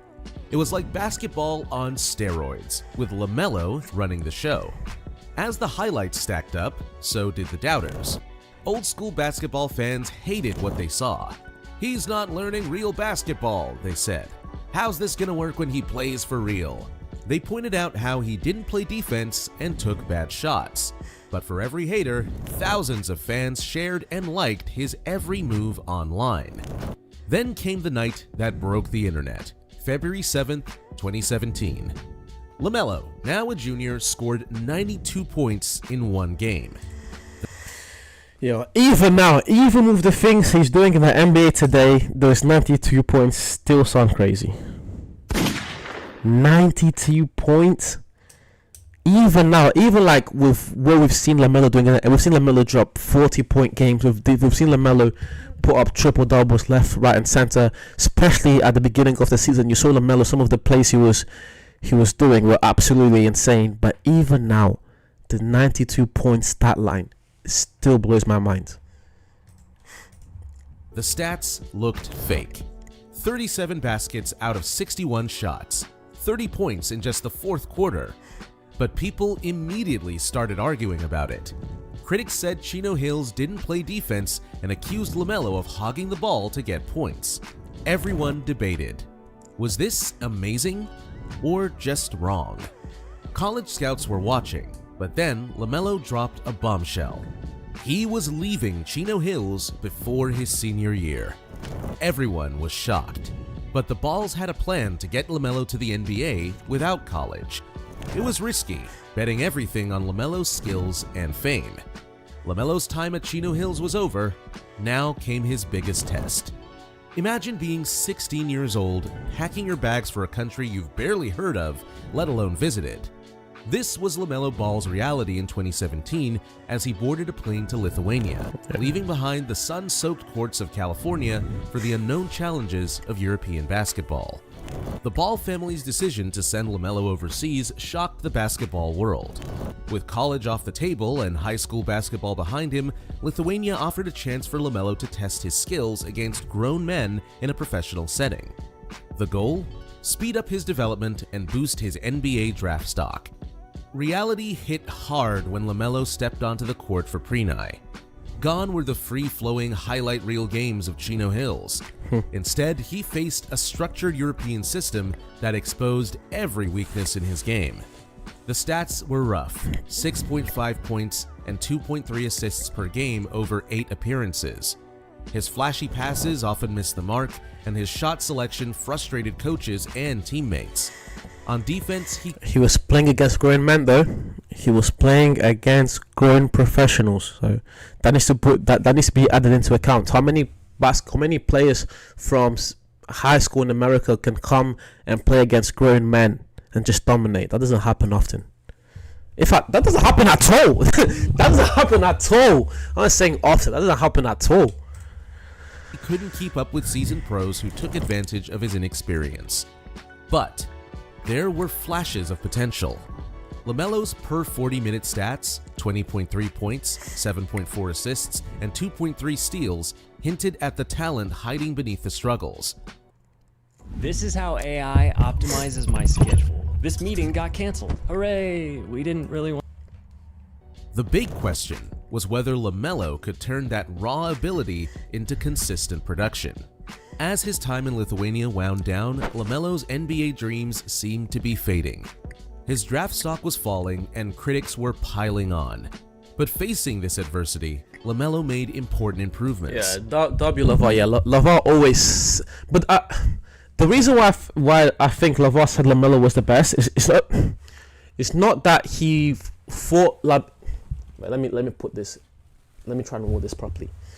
It's not that I think LaVar didn't think LaMelo was the best, but the reason why I believe he was saying that is because Lonzo was headed to the league.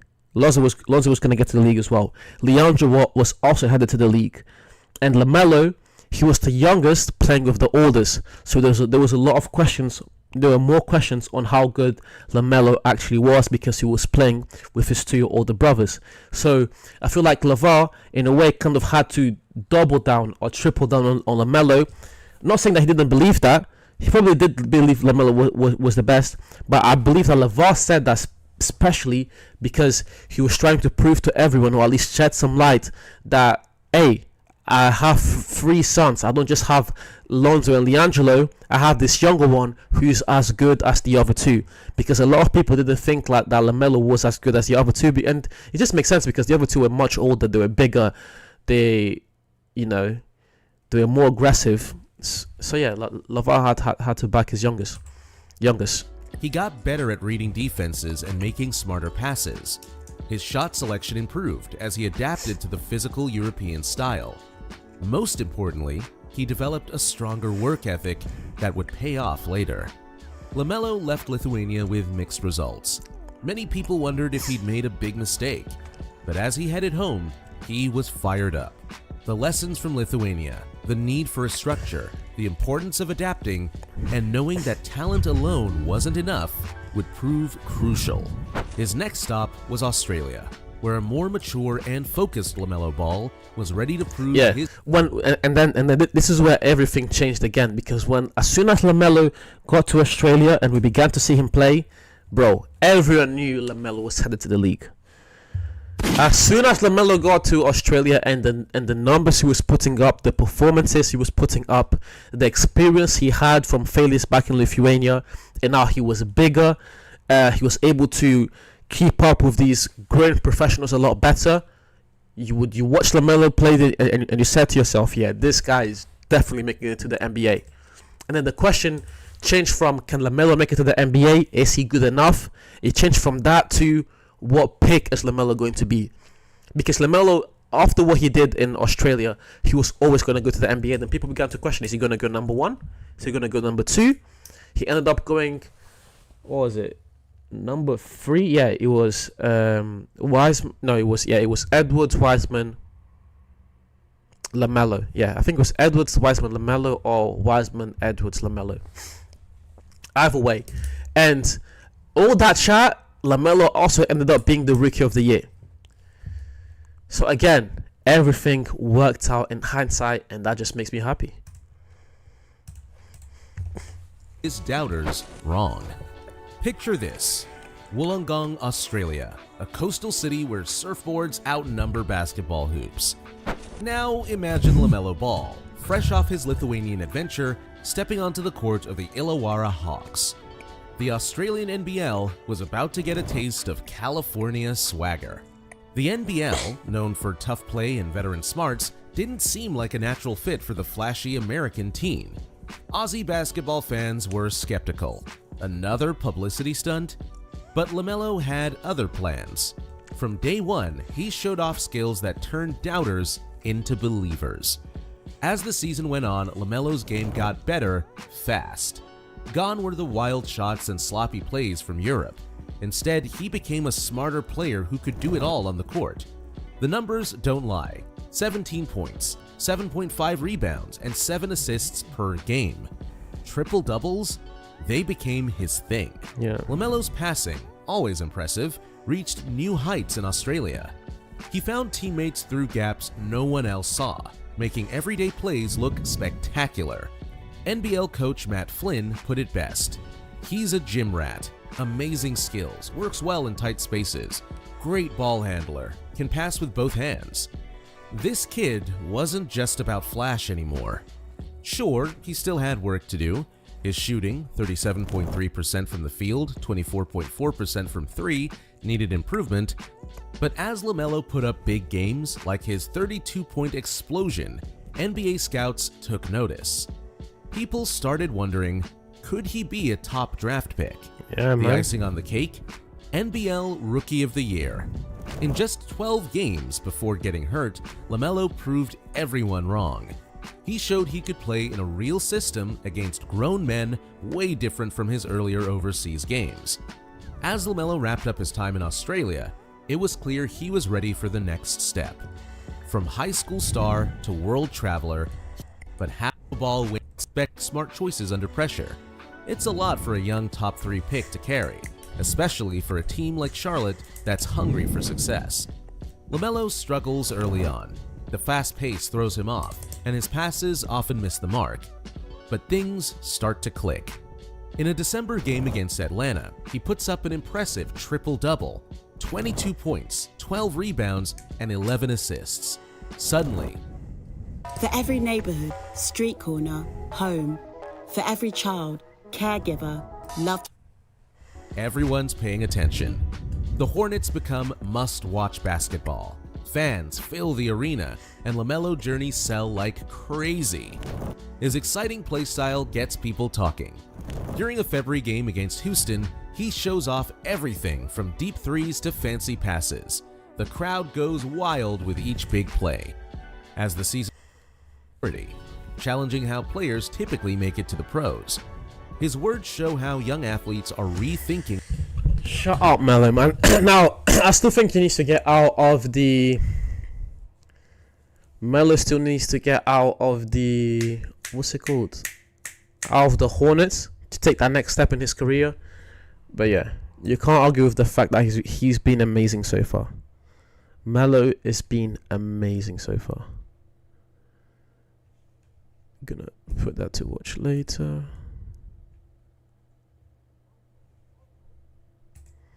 Alright, let's get started. Shout out low, man. Okay, we just gotta admit, the Cleveland Cavaliers are the best team in the NBA, and they are dominating the league in historic fashion. Now, early on this season, we talked... Who would have thought that that would be a true statement people would be saying during this season? At this, like, you go back to the start of the season and you tell people what Lowe just said, people would laugh at you, like, straight to your face. People would laugh at you. They would say OKC, they would say the Bucks, they would say the Celtics, they'll say the Nuggets. No one was saying Cleveland was going to be the best team in the NBA. It's been fantastic what they've done so far. We talked about the Cleveland Cavaliers and how dominant they were as they started the season on a 15-game winning streak. And they were on the brink of having the best start in NBA history. However, there were a lot of skepticism that came along talking that highly about this Cavaliers team. They had a very weak schedule. There isn't any identifiable stars, so a lot of people cannot correlate this level of dominance with someone that they are familiar with. But I also believe that once they lost to the Boston Celtics, that snapped that 15-game winning streak, it really did put a lot of pause and hesitation to a lot of people's minds, because Boston, as it stands today, I think a lot of people still feel like they are the dominating force that can really give you the proper measuring stick amongst everybody else in the league. So if you can't beat them, it's really hard for us to really commit to the idea of how great you are. And then, but then to that point as well, it's like, they're arguably the best team in the NBA. You know, I know the Celtics have the best record, and I know that that OKC have the second best record. But if we're talking about come playoff time, which team are people betting money on, is most likely the Celtics. So for them to lose against the Celtics, it's kind of understandable. You're going up against the best in the NBA. So after that, they dropped a couple other games as well, and it starts to look a little bit shaky. However, over the past 12 games, the Cavaliers are back on a winning streak, back to dominating, and they're doing so just as good, if not better, than they did early on in the season. And what might make it even more impressive are the teams that they are actually beating. The Cavaliers are 11-0 versus Western Conference teams. In the last 17 games, they've only lost once, and in that 17-game sample size, they've beaten the Boston Celtics, the Milwaukee Bucks, the Denver Nuggets twice, but probably the most impressive win was against the Oklahoma City Thunder, where not only did you go up against a juggernaut in OKC in your own right, where you have two teams that have not lost a single game against the other conference, but they did so in a way in which really introduced, I think, a lot of people into the idea of believing back into who the Cavaliers truly are, taking them much more serious. And I do believe, yeah, pretty much it looks sustainable. Like, early on in the season, you could, as Lowe was saying, you can make the arguments and give them excuses as to why they were being so successful. But right now, especially over the last few weeks, what Cleveland have shown everyone is that this could be sustainable success. Like, let's not lose our heads and say they're going to win the championship. I'm not saying that just yet, especially because they need to see the Bucks and the Celtics, and you never know what the Heat are going to do come playoff time. But they look as like a serious team, and this looks sustainable. And the other thing, some of the criticism they were getting at the start of the season about them not having like a clear star, I feel like that's mostly a good thing, because you're not over relying on one player. Of course, Donovan Mitchell is still the best player on the team, but like you look at a team like Cleveland, even Cleveland, like back when LeBron was there, it was over reliance on LeBron's greatness. This team is not over relying on how good this team is not over relying on how good Mitchell is. This is a successful team whose success seems to be sustainable. And part of the reason why it seems to be sustainable is because they're doing it as a team. Again, it's not one. They're not over relying on one single player. the conversation surrounding the Cavs and the Oklahoma City Thunder, for that matter, should really change the identity of who is going to win a championship this season, because I do believe that game really did cement how dominant this team has been and will continue to be throughout the course of this season. Now, before we get into the nuances, I'm pretty sure many people want to know, well, where exactly does this Cavaliers team stack up against other historic all-time great teams this deep into the season? Well, as I record this video, the Cavaliers have a record of 33-4. Yes, only 4 losses, and we're basically in the middle of January. Crazy. 4 losses is crazy. 4 losses in 37 games played in this NBA is fantastic. And again, what makes it even more impressive is something I always say just across sports, is you usually have to judge a team on what they were expected to do at the start of the season. For example, if you told me that the Celtics had this record, I'll be like, very impressive, but you kind of expect them to, you know? Even OKC, like, they had an amazing record, and not to take anything away from OKC because they've been absolutely fantastic, but with how they played last year, you kind of expect them to. Cleveland, no one expected them to be this good. Maybe, like, best case scenario, they might be in the top 3, but to be the best, not just in the East, but in the NBA, to only have lost 4 games in almost 40 played, outrageous. Absolutely outrageous.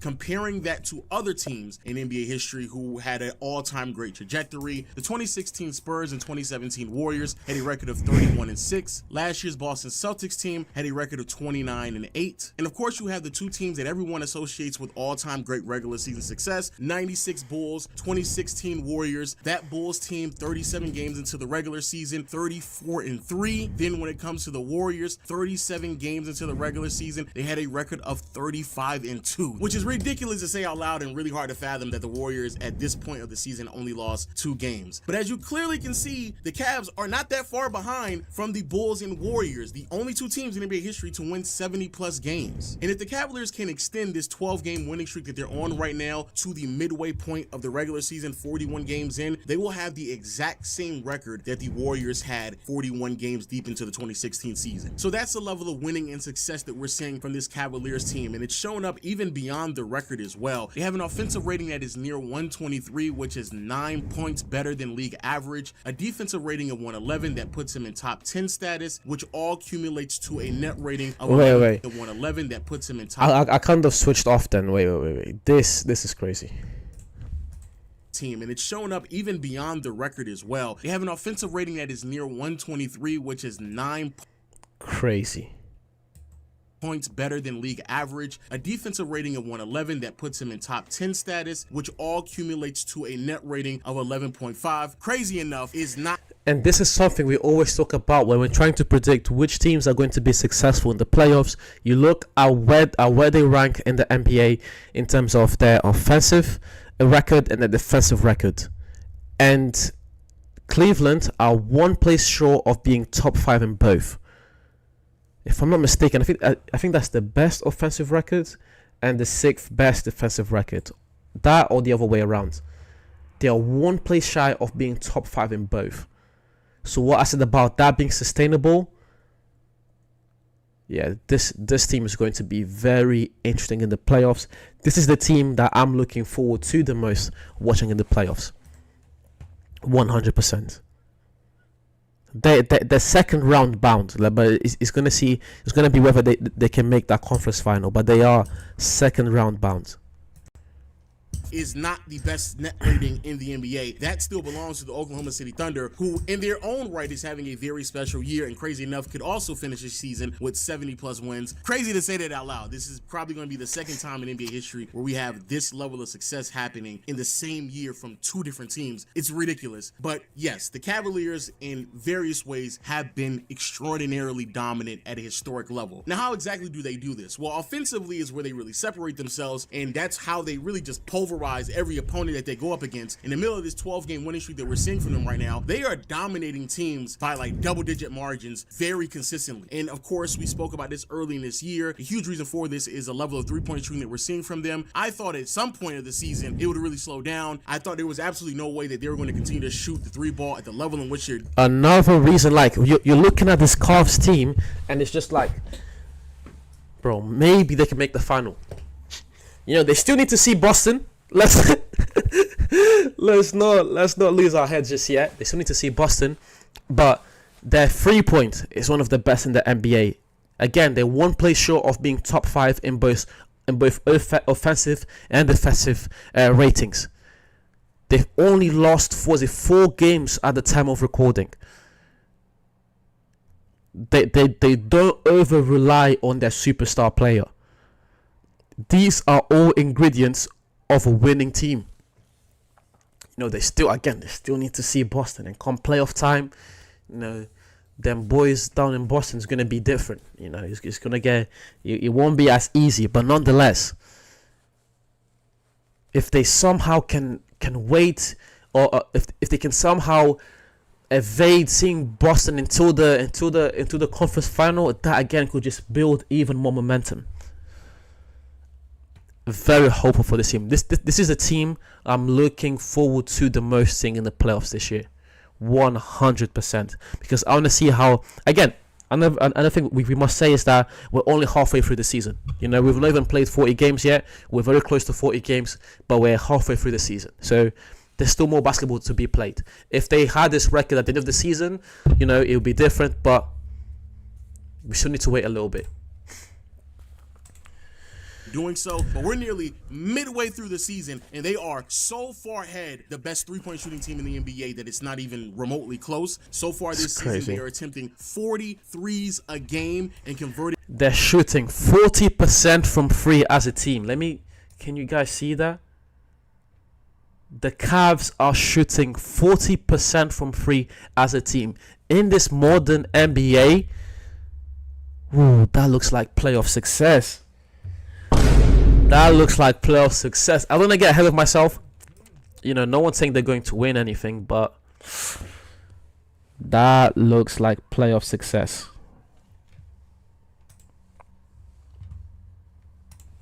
Putting them at a 40% clip. Darius Garland, Evan Mobley, Donovan Mitchell, Karis LeVert, Isaac Okoro, and Ty Jerome all shoot above 40% from behind the arc. And even if you don't shoot 40% from behind the arc, you're still knocking them down at a ridiculous rate, like Max Strus, who's making his threes at a 39% clip. And then you have George Niang, who's making his threes at a 39% clip as well. And finally, Dean Wade, who's making his threes at a 37% clip. The worst three-point shooter on this team, outside of Jared Allen, who doesn't really attempt threes, but the worst three-point shooter on this team that is receiving respectable and consistent minutes in rotation is Sam Merrill, and he's making his threes at a 35% clip. The worst three-point shooter on this team is making his threes at a 35% clip. That makes absolutely no sense, and it's crazy that they're able to sustain that level of three-point shooting all season long. Now, I'm not hating on anyone at all, but it is really hard for anyone to project this level of three-point shooting heading into the season, and it's certainly going to be very difficult for anybody to project this level of three-point shooting going into the playoffs. But as it stands right now, this is the best three-point shooting team we have ever seen in NBA history. I don't even think it's close because the volume and accuracy is crazy. It's not like it's just one or two players carrying a lot of the three-point shooting load. No, this is being done by like 8 players on the roster, and it's happening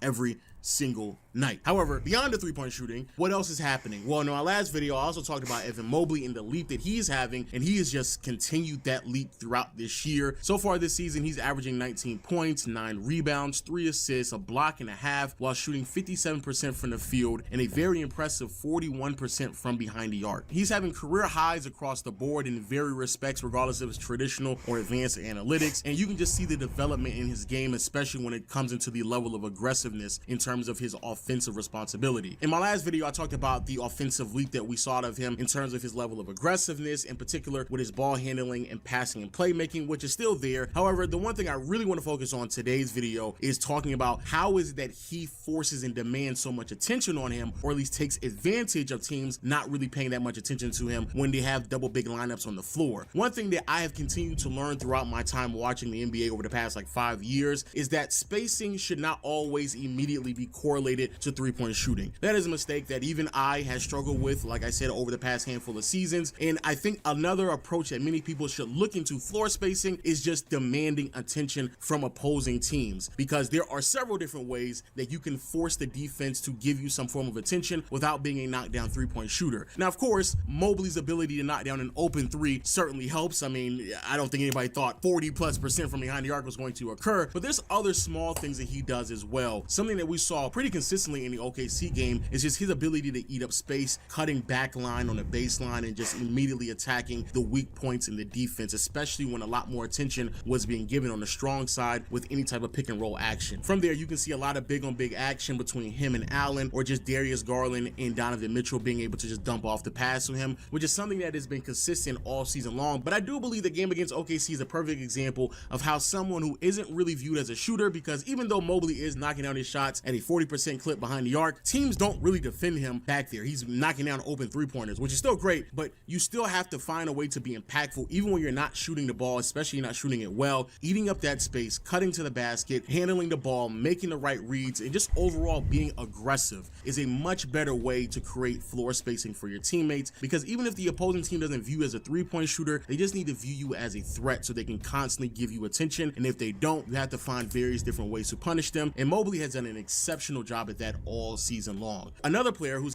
Medical weight loss. Oh, come on, man. Lewis cooking. Actually, the smartest way to lose weight. For decades, you've been told that had a lot of development to start the season is Darius Garland. Last year, there was a lot of questions and concerns about Garland, his impact, his growth, because it certainly felt a little bit stagnant. Of course, some of that had to do with injuries, but there was some real concerns about his fit alongside Donovan Mitchell in the backcourt, where it was just a bit too redundant, and you probably needed a better defender in the backcourt with D. Mitch rather than someone like Garland. Now, to be fair, some of that still may be true, because I do believe the biggest weakness to this team is the fact that they have two smaller guards in the backcourt. However, what he has done this season has really improved his value to what this team needs out of him, and even though the numbers may not scream out to you, he's averaging 21 points, 6 or 7 assists, only about 3 rebounds. Shooting splits are very impressive though. Those are very good numbers. I don't care, bro. Those are very, very, very, very 50, 40, 90. That's a leap. 50, 40, 90. That's a leap with 20 points per game. On a winning team. Yo, shout out Garland, bro. One more time. That's impressive. That's impressive.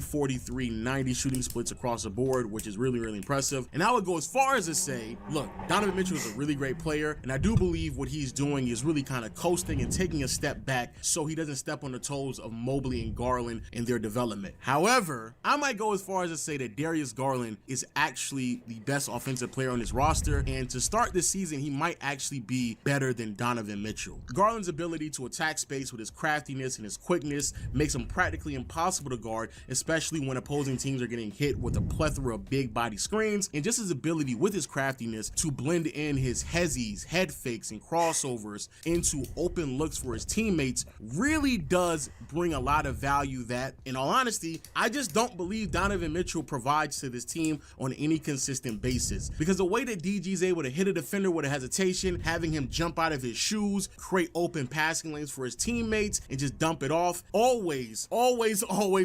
produce really great offense. The way he snakes into a pick and roll, and just when you think he's jumping up for a floater, he's once more dumping it off to a big. But the one thing that DG does better than everybody else on his team, and to be fair, everyone does this, it's not like exclusively to Darius Garland, but Garland's ability to attack closeouts, it is astonishing. Also, his ability to just move off ball, constantly moving and going. The amount of times I've seen Garland head fake a defender, pass it to someone else, still cut to the basket, get the ball back, hit you with a head fake looking for a floater, and then kick it to a corner three or kick it to someone else or dump it off to a big. It's pretty consistently done throughout this season when I'm watching him, and that level of just feel for the game, ball movement, player movement that constantly keeps the defense guessing on what is happening next is great for a team that may at times rely on their three-point shooting a little bit more, but it does show another way that you can generate quality three-point shots without just sitting there waiting for another pick and roll over and over and over again. And I said this in my last video, and I'm going to say it again, Kenny Atkinson and what he's able to do to this team on that side of the floor has been amazing. Being able to utilize Mobley off ball, having him eat up space, better three-point shooter, so those minutes with him and Jared Allen on the floor don't seem too congested has been wonderful. Donovan Mitchell complements it really well. Like I said before, I think he's actually kind of, get out of the way of Mobley and Garland as they're kind of filling out their game and really becoming much more well-rounded players, and I applaud him for that. His numbers are down across the board, and I think it's done purposely because he knows that those two have to become better players if they want to be able to compete at a very high level. And then you have Jared Allen, where offensively, Jared Allen is Jared Allen.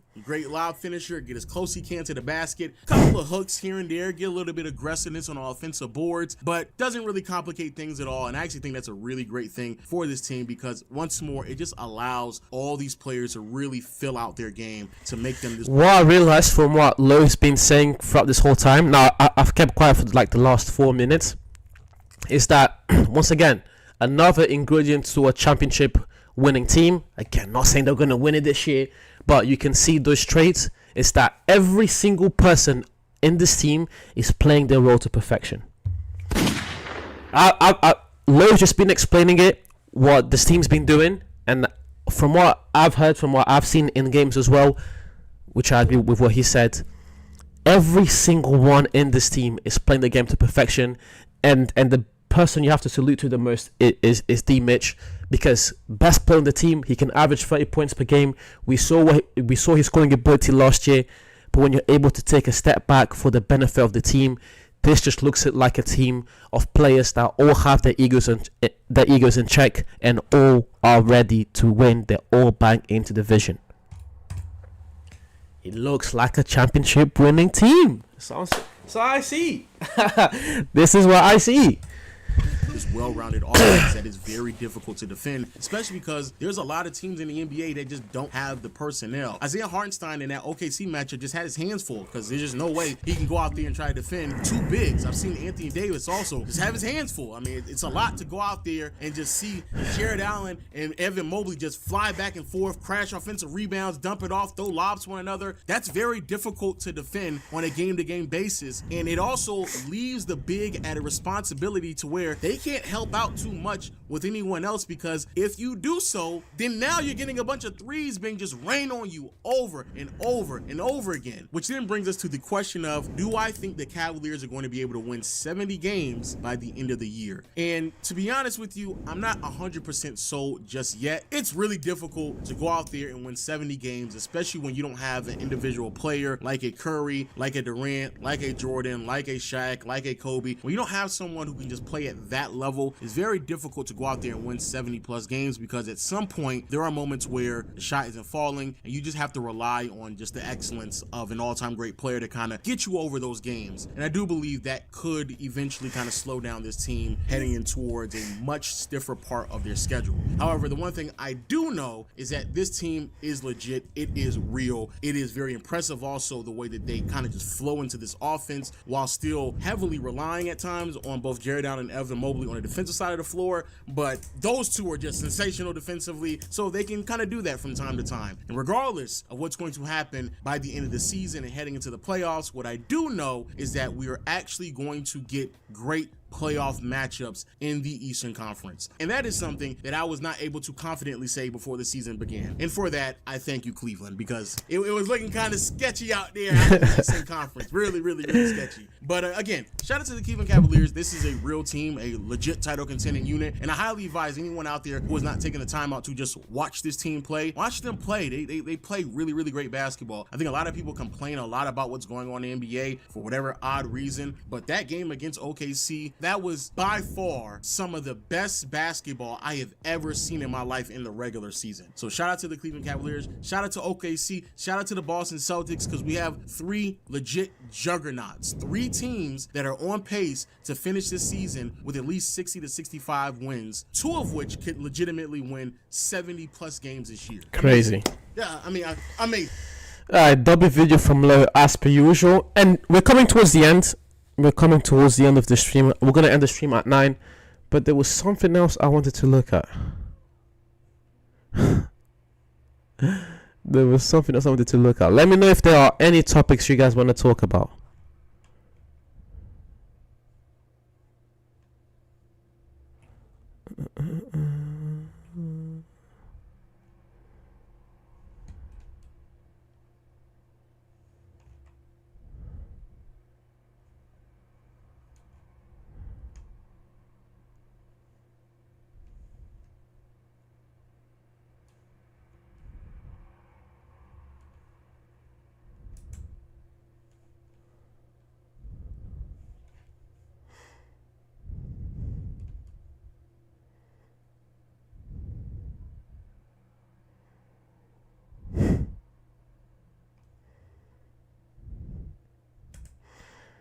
Oh yeah, something else we need to talk about is Caitlin's thing.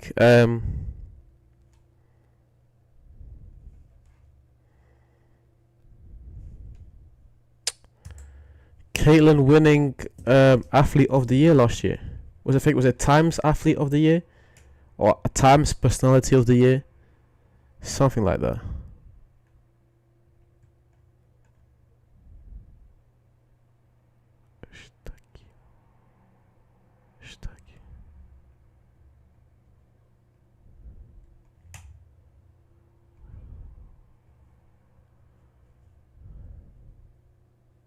Oh yeah, I forgot to talk about, like, I literally put this in the thumbnail and then I forgot to talk about it. It's Mainu to Chelsea. What is going on with that? Kobe Mainu is disgusting. I knew I was like looking to talk about that in this video, and it was trending on Twitter in the morning, and I was like, what is going on with that?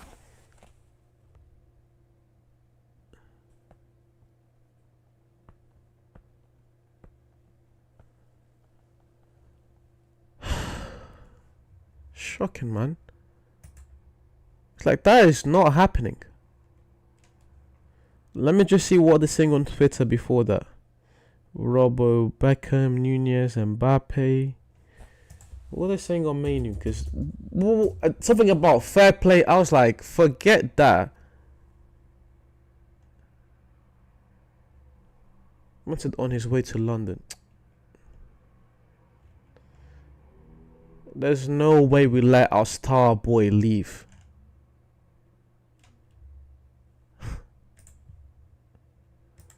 Is this Amri's real account?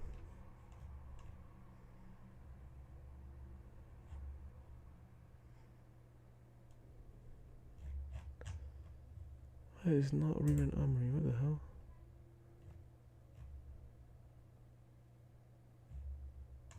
Alright, boom. Let's get started. Kobe Mainu is discussing it. I don't think he's gonna go to Chelsea. I don't think. No, bro. His people actually came out yesterday and said he's got absolutely zero intentions of leaving. Leaving Manchester United. Well, we knew that to be the case anyway. But Kobe was never trying to go nowhere. All it is that his agents are doing what they're supposed to do, and that is look at what Man United are paying people and say, well, yo, we want parity, because that's their job. But bro, Kobe, first of all, Mainu's not going anywhere, and if this board, if this manager get rid of Kobe, now it's not happening. It's not happening. But if we're playing hypotheticals, let's play hypotheticals. I lose all trust on this board and this manager, and you can sack everyone. If you get rid of this player, sack everyone. That's how confident I am that this is not happening. It's silly speculation. But when I first saw it, my heart did skip a beat. I was like, wait. Kobe? Mainu? Our star boy? Nah, that's not happening. Out of the young talents we've had over the past few years, Kobe's one of the best ones. Top 3, for sure. The way this guy is able to command a midfield and boss a midfield, this is a player that can be in this club easily for 15 years. At the highest level. We're not getting rid of Kobbie Mainoo, please. That's their job, bro. It's their job. So, end of the day, I think the Garnacho one. I think he's the one more likely to. I think Garnacho is gonna be sold. As soon as I started hearing. Yeah, if we do have to sell someone, if it's a case of fair play and we need to make the numbers look a certain way, and because we have academy players and they help to clean up the books. If that's the case, get rid of Garnacho. Not to be disrespectful to Garnacho or anything, but between Garnacho and Mainoo, you can get rid of Garnacho. One, his attitude, and two, his upside. Like, Mainoo beats him on both. Kobbie Mainoo is Man United through and through, and his upside, in my opinion, is much higher than that of Garnacho. Bottom line is, we don't get rid of Kobbie Mainoo. That's the bottom line. Just a very, very silly thing to be talking about. Hearing about Garnacho finances, I'm thinking, Ineos know that they can get bread for him because he's actually got a name, for no reason. Like, he's actually marketable, innit? So we can get 50 mil for this youth, and I don't know why, but we can. You know what I mean? He would be the perfect sell, bro. Perfect. I think he's the one that's got a bit of because you got to remember, we always say with Mainoo, innit? Like, man don't have no PR. He's never really getting put on the post of United. Like, he's never he don't really get the flowers in it he deserves in it, and that's just one of them situations. Whereas with Garnacho, he changes his hair, he'll do this, he'll do that. But to be fair, neither does Ahmad. But Ahmad's starting to get the flowers now because he's getting GA now. You know them. So now man is starting to talk about it. Before Ahmad was getting GA. Similar to Kobbie, them man just mind their own business. And I mean, they don't really have the thing. You know what? Garnacho's played the social media game so well, blood. Oh yeah, played it so 100%. Well, bro. 100%, bro. He's played it to a blinder. He's done his thing. You get me? You had the Ronaldo situation there. Like, everything's fell for him nicely, bro. Like, you know what I mean? Had maybe Kobbie, if he had Pogba around him, that would have been better because then the way kind of you know what I'm saying? It would have been a good mentor in it for him. But right now, Garnacho came in when Ronaldo was there, bro. Imagine your ego, bro. Like, how much it goes up there. I could just say, yo, I'm the next Ronaldo. I've got a song as much, the Ronaldo song. You know what I'm saying, bro? So I feel like for me, it's cool. Now, if they do that and the PSR do want to get full profit, you look. Alright, guys, I appreciate you watching. We'll end the stream there. Again, for the next 2 weeks, streaming every day as long as I don't have work. I might not be able to. I won't be able to stream Wednesday because I've got work then. I might just make the stream earlier. I don't know, but there'll definitely be content on the channel either way. May not be able to stream Saturday because I've got work late that day as well. But apart from that, every single day, I've got some time off. So I'm going to use this time off to just stream as much as possible. But anyways, guys, I appreciate you watching to the end. Please leave a like, comment, subscribe, share, do all those things to please help me grow this channel. And that's per usual.